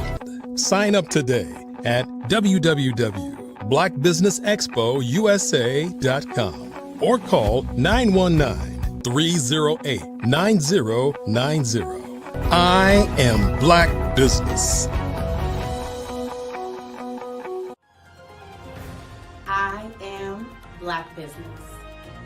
From the moment I wake until the time I sleep, I am Black business.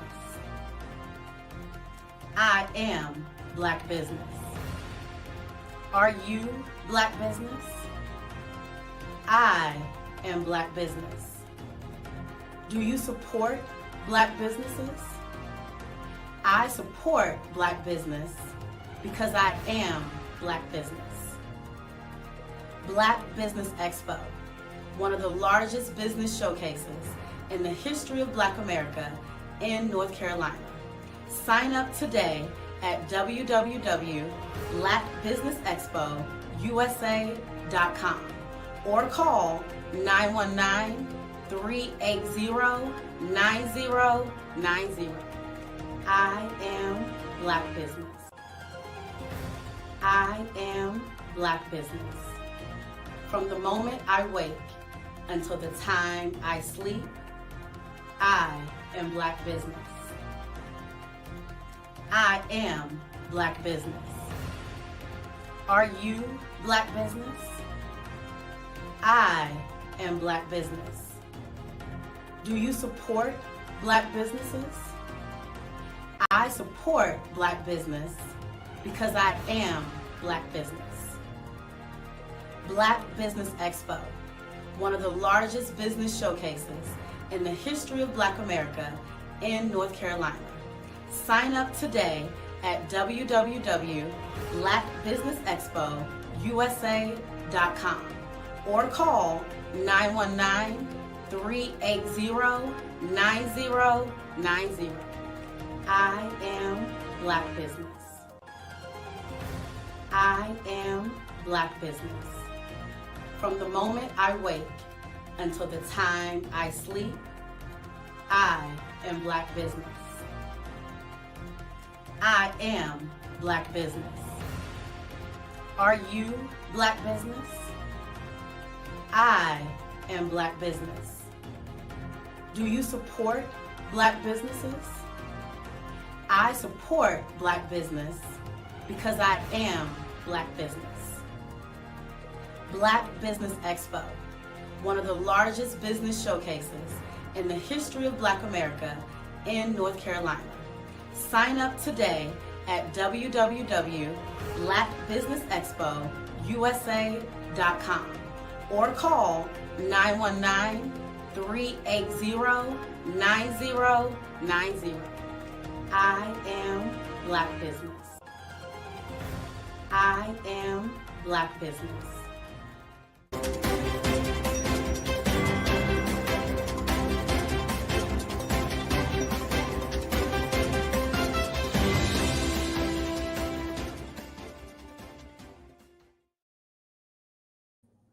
Good afternoon, business owners, entrepreneurs, thought leaders, and corporations. Welcome to the Black Business Network. My name is Tamisha Thomas. I'm your business moderator for this afternoon on the Black Business Network. The Black Business Network is a 24-hour business network showcasing Black businesses, business owners, entrepreneurs, and thought leaders worldwide. We have speakers from North Carolina, London, Singapore, Africa, Japan, and cities all over the United States. The Black Business Network is a global community sharing its business knowledge to empower, inspire, and educate businesses about business.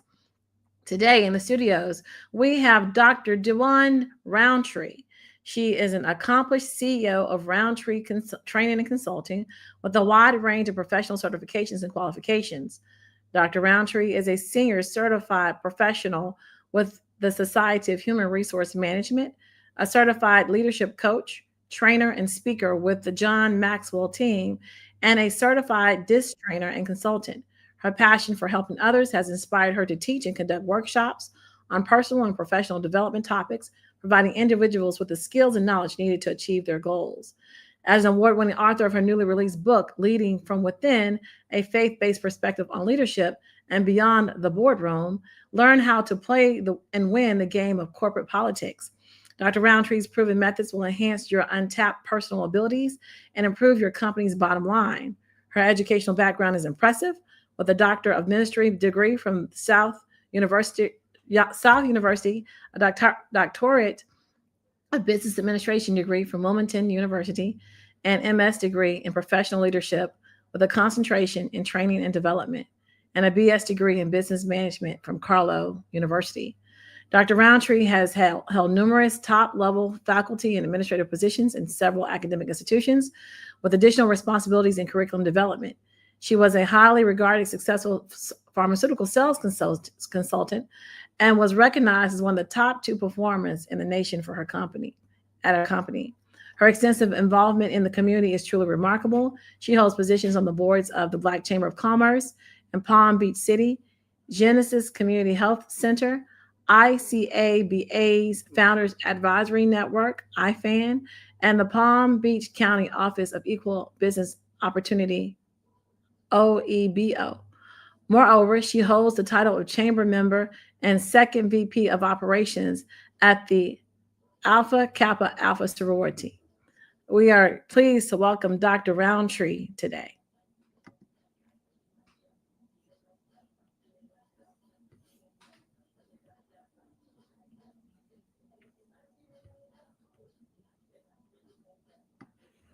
Wow, while she makes it to the stage, I know she's in the back room somewhere. We'll be speaking with her today about her civic engagement, what inspires her to be a person of community, a person of impact and results, a person of programs. We'll learn more about her company and her personal leadership and vision, her future and legacy. Let's take it to a commercial break and let's find Dr. Roundtree. Hello, this is Israel, and I am CEO of Daydreams Interactive and author of Princess Planet. So, genius is common, and as a kid, I loved to daydream. Even as an adult, I loved to daydream. And when my daughter became 6 and loved princess characters, but we just could not find the diversity that showed her, we created our own characters. So, for instance, you have Princess Nulu right here. Princess Nulu is from Uganda, and her genius is that she loves to take care of animals. She can actually even listen and hear what they say. And then we have Princess Isabella right here. Princess Isabella, she's from Cuba, and her genius is biochemistry. One day she hopes to eliminate disease. Then we have Princess Nia right here, and Princess Nia is based off of my daughter, and she wants to be the greatest dancer alive. So that's her genius. So what's your genius? My genius is my imagination. Genius is common.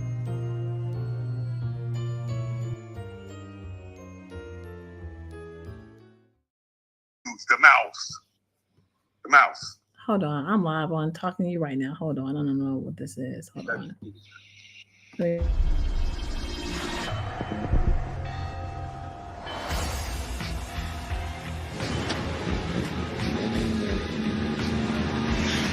La connexion. La connexion.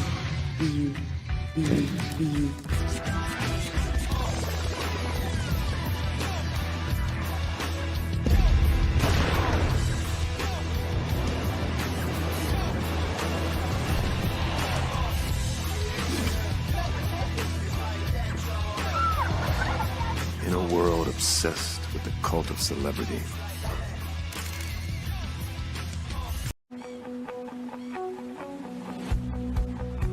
I am Black Business. From the moment I wake until the time I sleep. Yes, I am Black Business. I am Black Business. Tell me, are you Black Business? I am Black Business. Do you support Black businesses? Listen, I support Black business because I am Black Business. Black Business Expo, one of the largest business showcases in the history of Black business in the world. The world! Sign up today at www.blackbusinessexpousa.com or call 919-308-9090. I am Black Business.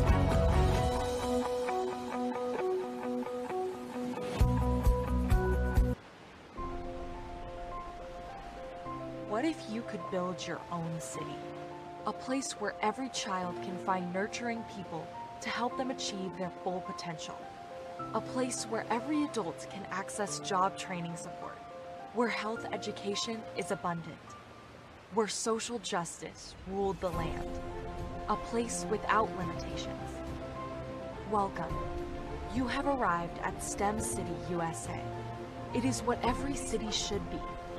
A safe and trusted community where you find people and resources to help you become everything you are and beyond. STEM City is unlike anything you have ever experienced. It is a digital twin of the world around you, only better. STEM City is about energy and soul renewal. It is more than a digital world. You can almost feel the power of live cultural events, music, and theater. STEM City promises a better future for children, with caring mentors and hands-on activities, with dedicated tutors to support our youth. STEM City is your path to a healthy lifestyle, with weekly events addressing our community's many issues. STEM City is your financial well-being, with helpful information on wealth management, career advancement, job training, and so much more. STEM City is the community you deserve. It is the city where your dreams can come true. STEM City USA, a place in the sky accessible to all who reach for the stars.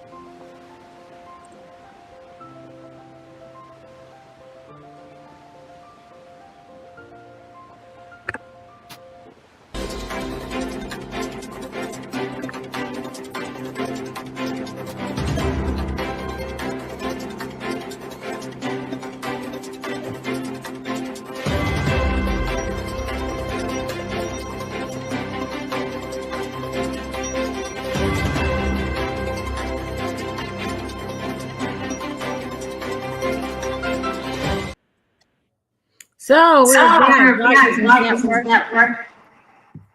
We have Dr. Roundtree. Yes, I'm here. Okay, Dr. Roundtree. How you doing? There, I can see you, Dr. Roundtree.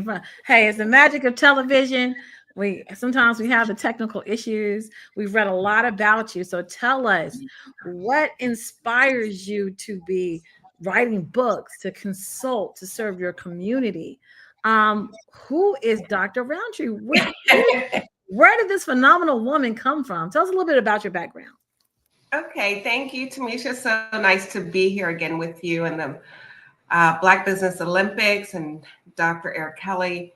It's been a long journey becoming Roundtree Training and Consulting, really about learning and then paying it forward, my experience in the workplace in corporate America, in academia, and now as a business owner. What inspired me are the challenges that I faced and realized that what I was facing, a lot of us are facing, but not knowing how to overcome those challenges effectively.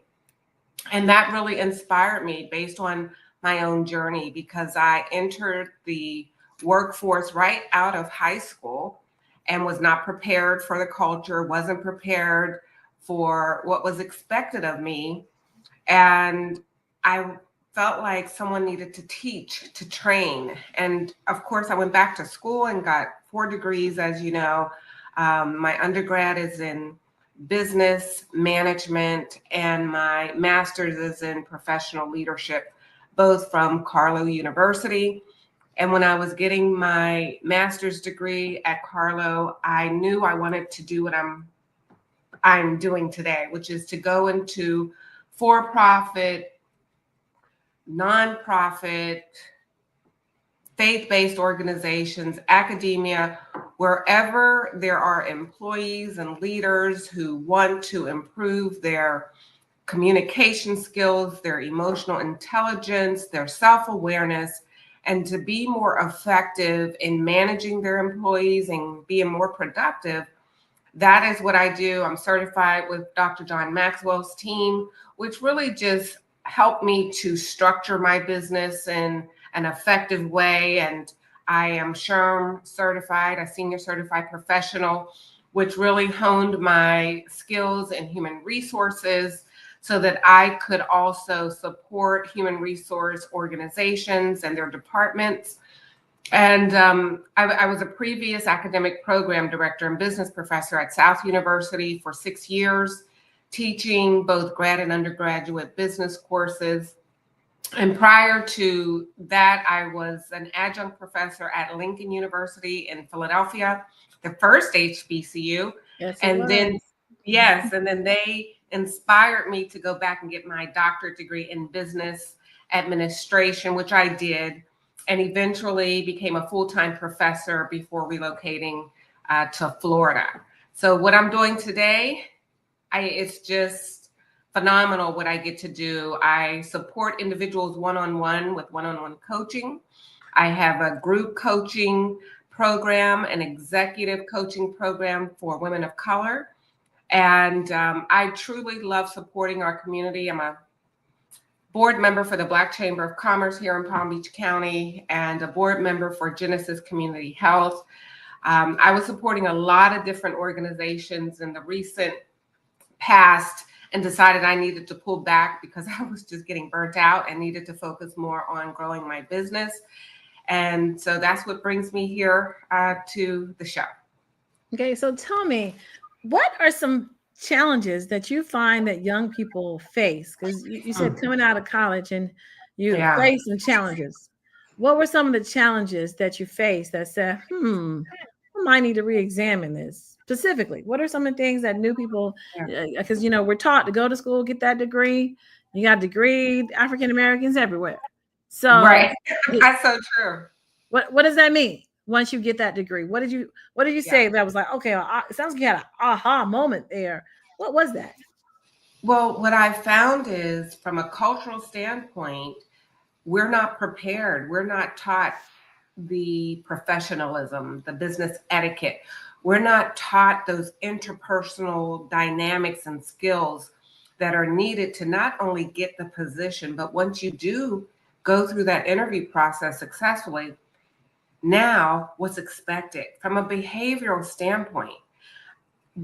They can teach you, and of course, college teaches us the technical aspects.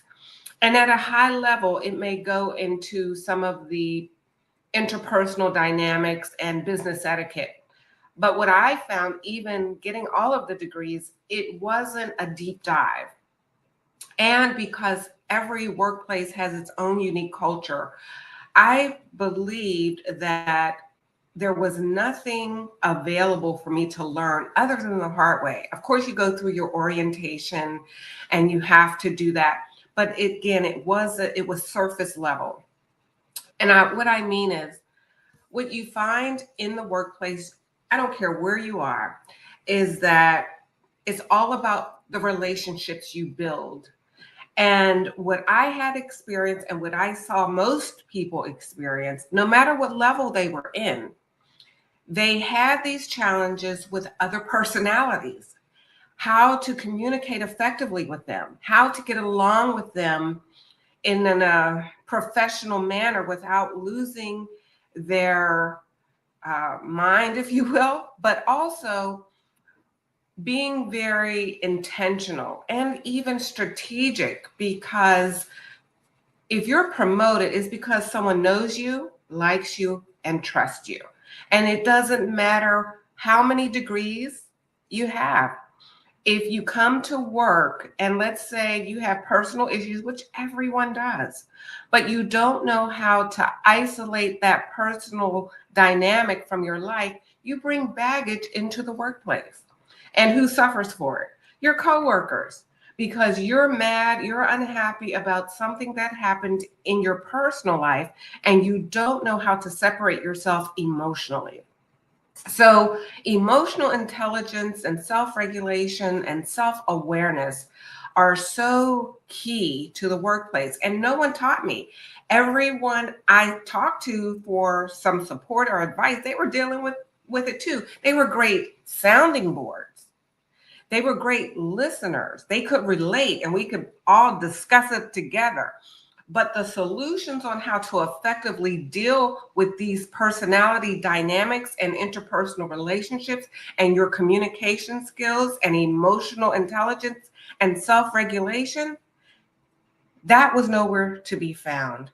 And let me get this right. You've developed a course where you got the Myers-Briggs, you've assessed their personality, you've told them where they sit on this. And because you're expressive, when you go to an analytic, you need to go talk to an analytic this way. And then on top of that, you got a code switch.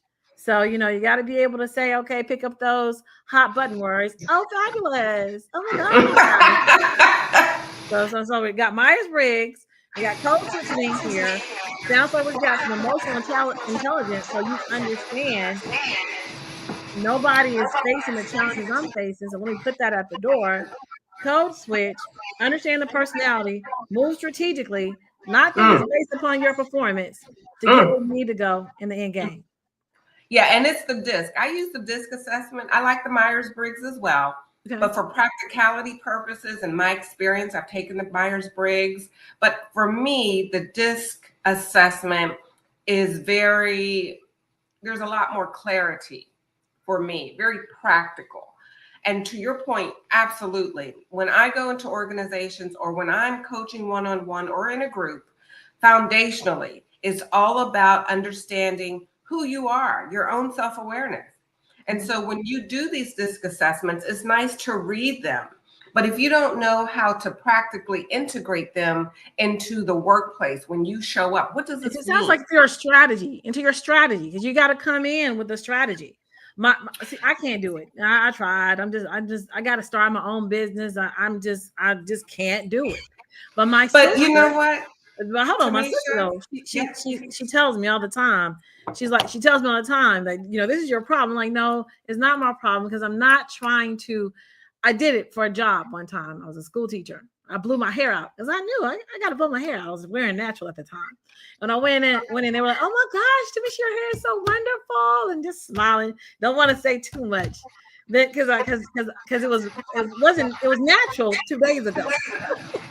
And so I found myself, and this is the school system. I found myself trapped inside of intersegregation.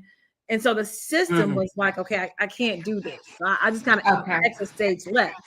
But I also work with young people, and I know that they are put in this time to be said engineer, to be said this, to be said that, and then they're keeping the job for 6 months, the first to let go.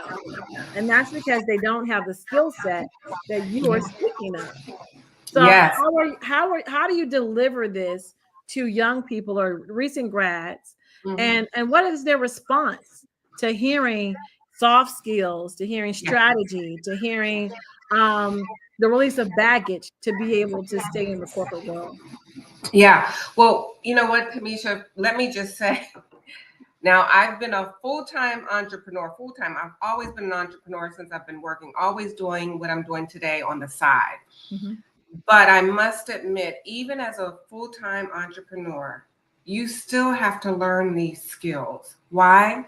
No, you might not have to code switch, especially if all your clients are African American or Black, but you do have to have self-awareness and emotional intelligence. Why? Because you want to really build strategic and positive relationships with your clients, with your clientele, so that when people hear your name, Tamisha Thomas, they know she can get along with anybody. And it's not about code switching as much as it's being genuine. Because like you, I can tell phony anywhere, at the door. So it's about finding out who you are from a self-awareness perspective, developing your own emotional intelligence so that no matter who walks through the door, no matter what, you can make the connection. No matter what boardroom you walk in, no matter what workplace. But if you're not confident with who you are and you feel like you have to be this chameleon, that can come across as phony and fake, and you won't feel comfortable. You won't. But whether you're an entrepreneur, and I teach this to entrepreneurs, whether you're working for someone else, it starts foundationally with your own self-awareness, your own emotional intelligence, loving who you are without feeling like you have to compete and compare and feeling like you have to act some type of way. If that's in your mind, you'll show up and it'll feel awkward. You won't feel authentic.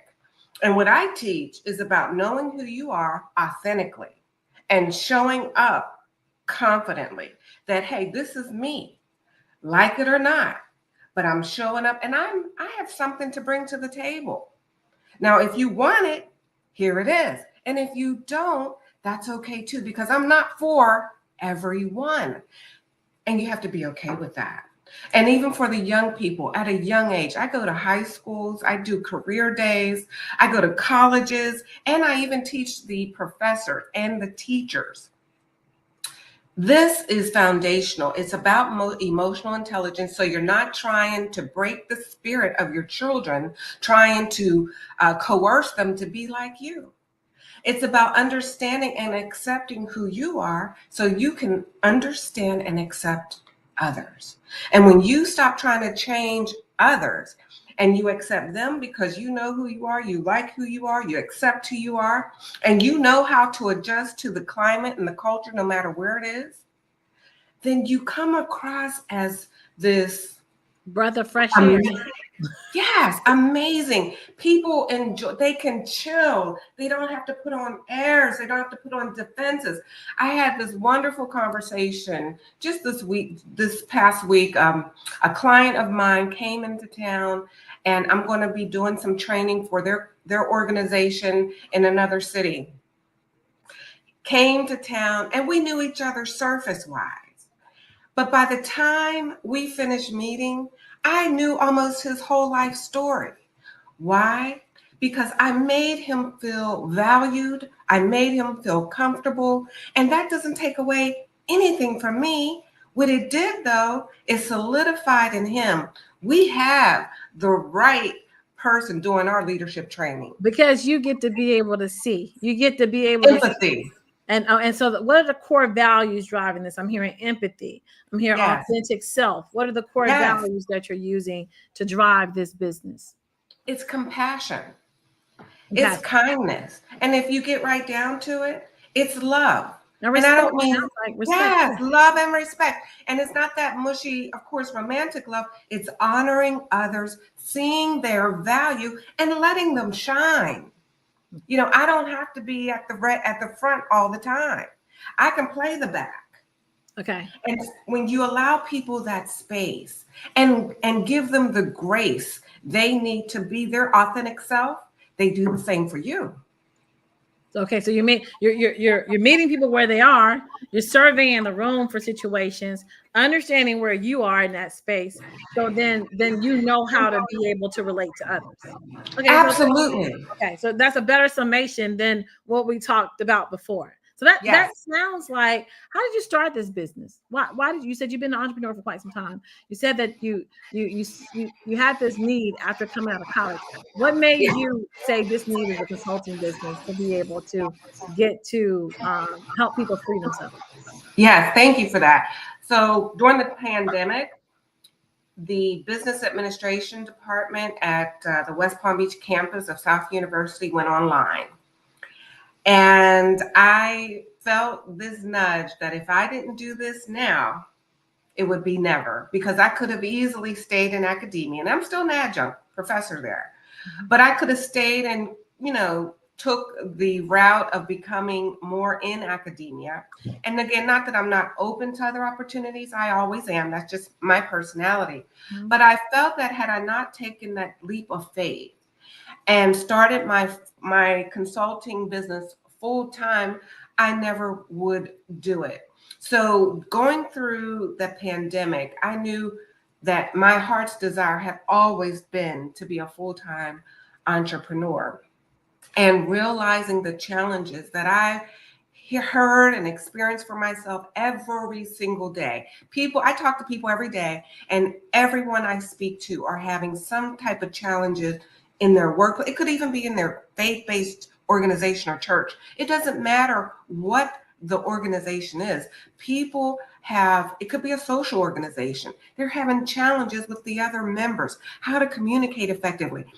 And that's always what the gossip is about. That's why these reality shows are so entertaining. I right? hate the spirit of backbiting, always have. Always have hated the spirit of backbiting.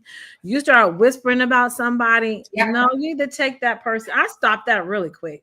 I need you to stop talking to me about it. Go talk to her about it. Don't say anything to me about it. I don't want to know their business. I don't want to be a part of this. But it seems like we're thriving. We're a culture that thrives off of that.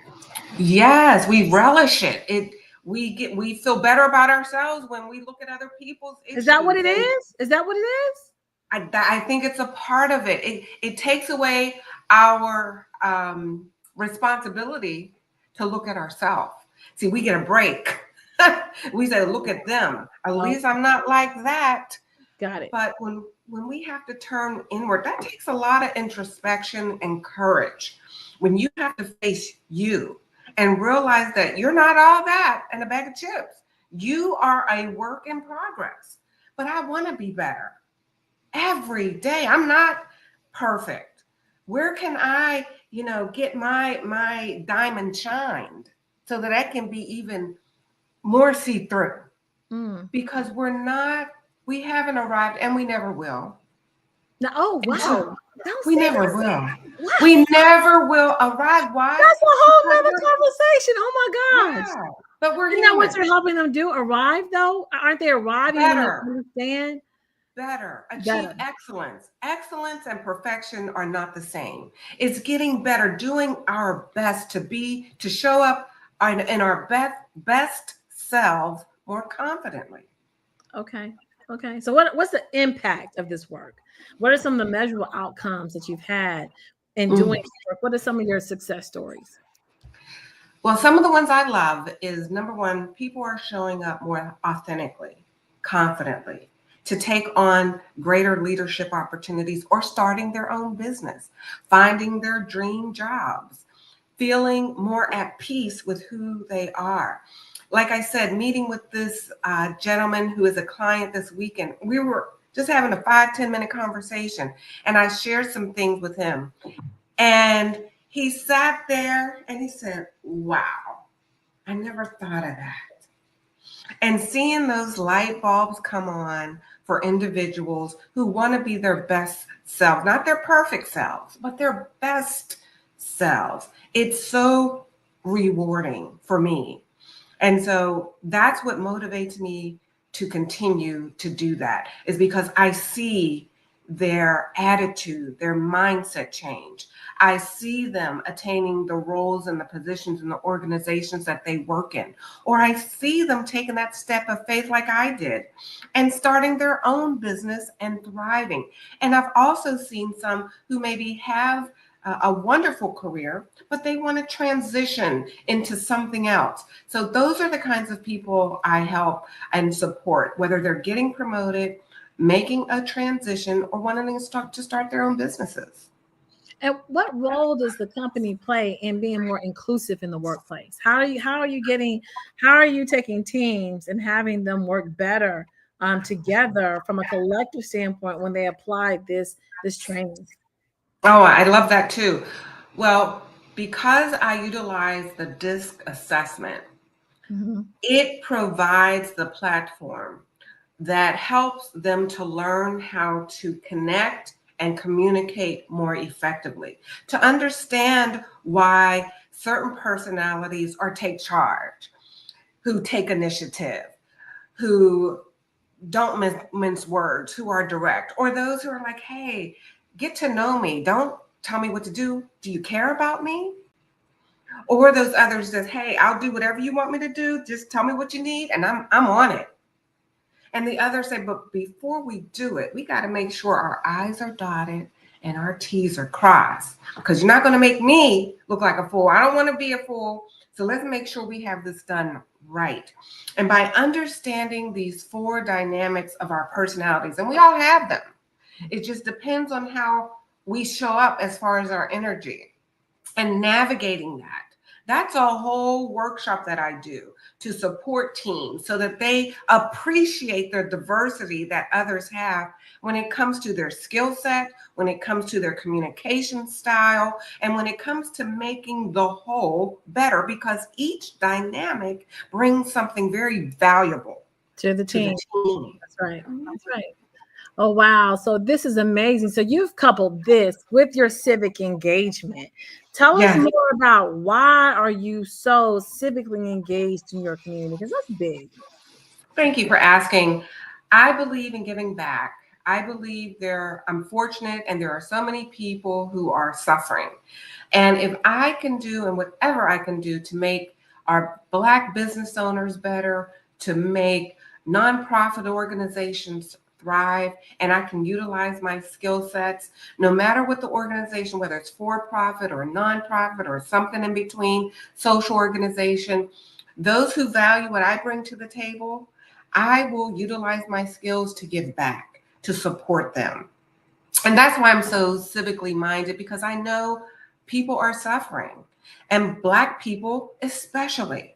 And so I want to do whatever my God-given talents and gifts are to make this world a better place. Now, as a business owner, I like to evaluate systems. I'm a marketer, and I always like to look at workflow. Tell me, what does a workflow look like in this industry of coaching? Well, how do you put it in my industry? I've got to have the tools that I must need to create content, to create landing pages, videos. I've got to be able to have that. We're now currently working on being able to have it automated so that customers can come in, fill out a work order, have it triggered, content comes over here, we go through a process of approval after you've been assessed. What does your workflow look like in the coaching business? Well, I use a platform as well where I'm always on social media, whether it's LinkedIn, Instagram, or Facebook. Those are my primary ones. And also YouTube, and I have the ability to have content set up automatically every day of the week if I want to promote my business in some way. Additionally, I actually have the ability, by working with nonprofits, organizations, I'm able to attend networking events. Individuals get to see my skill set from a voluntary standpoint. And it's amazing how being involved in the community has opened so many doors. Yeah. It really does. You're giving back, and then you get too, because they say, oh, you know what? Dr. Roundtree, you can depend on her. She works with excellence. She's easy to get along with. Let's ask her to speak. Let's ask her to come and do a training. And so it was an unexpected benefit of being able to give back. I didn't realize the impact of giving back. I've gotten awards as a result of my servant leadership and being able to support organizations. I get clients all the time as a result of working with nonprofit organizations. Not just clients that have budget, because you're in spaces that people have budget. So you're not just in spaces where people don't have budget. If you're at the chamber, they got budget. If you're with, so that's another plus of the civic. And I have to say that because I was just nominated to be part of my sustainability committee in my town, and I didn't really want to do it, but the man who trained me owned a radio station on the Chitlin circuit. And I attended the funeral about 3 weeks ago, and I put it together at the funeral. I said, okay, Mr. Bass is part of the chamber, the Rotary, Federal Reserve Board, That's how he sold all this insurance, because he knew what was coming, and they knew him and gave him the business. Yeah, exactly. Know, like, and trust. Right. Those three things. Those three things, no matter if you're in the workplace or in your own business. So who are your clients? Who is the perfect client for you? Who are your clients? Well, before I got into academia and starting my own business full time, I was in corporate America. I worked for Johnson & Johnson as a pharmaceutical sales professional, which is where I really, really learned business acumen and professionalism and all these things that have inspired me to do also what I do today. And so you were calling on the doctors? You were calling on the doctors? All kind of doctors, psychiatrists, dermatologists, gastroenterologists, general practitioners, and everything in between. And for me, based on my experience at Johnson & Johnson, corporate America is my sweet spot because I'm just comfortable there. I spent more than 10, 15 years in that space, and academia too. So whether you're a university, whether you are, a Fortune 500 company, wherever you have a human resource department or employees, I can come into your organization and support your initiatives and help your employees to unite, to feel more valued, to give them the confidence they need to lead in whatever departments they work on and at any level they're in. So whether it's one-on-one or group or corporate, I'm able to support. But corporate America is my sweet spot as well. So wow, you've got this corporate experience, this portfolio of engagement in the community, and these students, the young professionals, the corporate human relations department that you're serving. So tell me, what do you do for a hobby? What do you do when you're not working? Well, I like to have fun. I like to laugh. But because I am so generous with who I am in the community and in the work that I do like my alone time. I like going to the beach. I like doing yoga.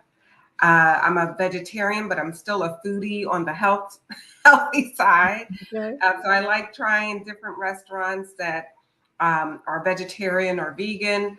I enjoyed my closest friends, those I know, I like and trust. And there are very few, but when I want to get together with them, they're a breath of fresh air for me because I can just relax. So I enjoy reading too. I enjoy reading. Okay. Well, Dr. Roundtree, this almost sums up our interview. Tell people how they can reach you to get in touch so that they can experience the Roundtree training and consulting for themselves. Oh, thank you for that. Well, I am all access, LinkedIn, Facebook, Instagram, and also my email address is droundtree, my first initial last name, the word consulting, droundtreeconsulting@gmail.com. That's the easiest. I have other emails, but they all filter to droundtreeconsulting@gmail.com. My website is my name, DeonRoundtree.com. Unique spelling, DEEAWN, roundtree.com. And also my phone number is area code 561-323-3845. I look forward to hearing from you, partnering with you, collaborating, and supporting your organizations. Thank you, Dr. Roundtree. Thank you for being in the studio today. And Genius is common, and we'll see you on the other side. Thank you, Tamisha. Have a blessed day. You're welcome.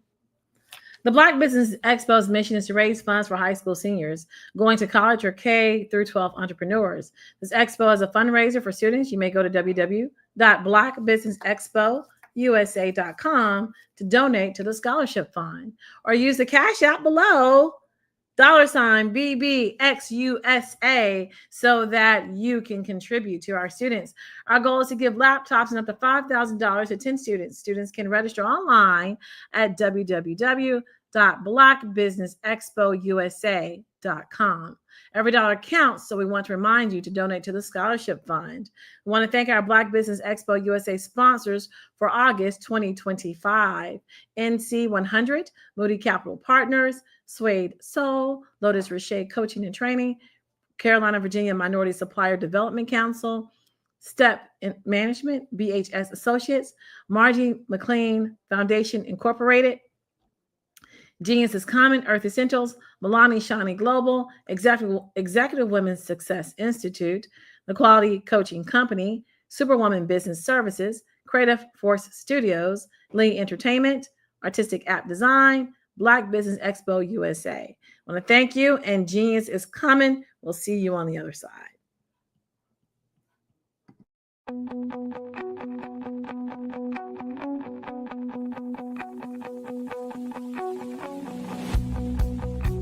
I am Black Business. From the moment I wake until the time I sleep. Yes, I am Black Business. I am Black Business. Tell me, are you Black Business? I am Black Business. Do you support Black businesses? Listen, I support Black business because I am Black Business. Black Business Expo, one of the largest business showcases in the history of Black business in the world. The world.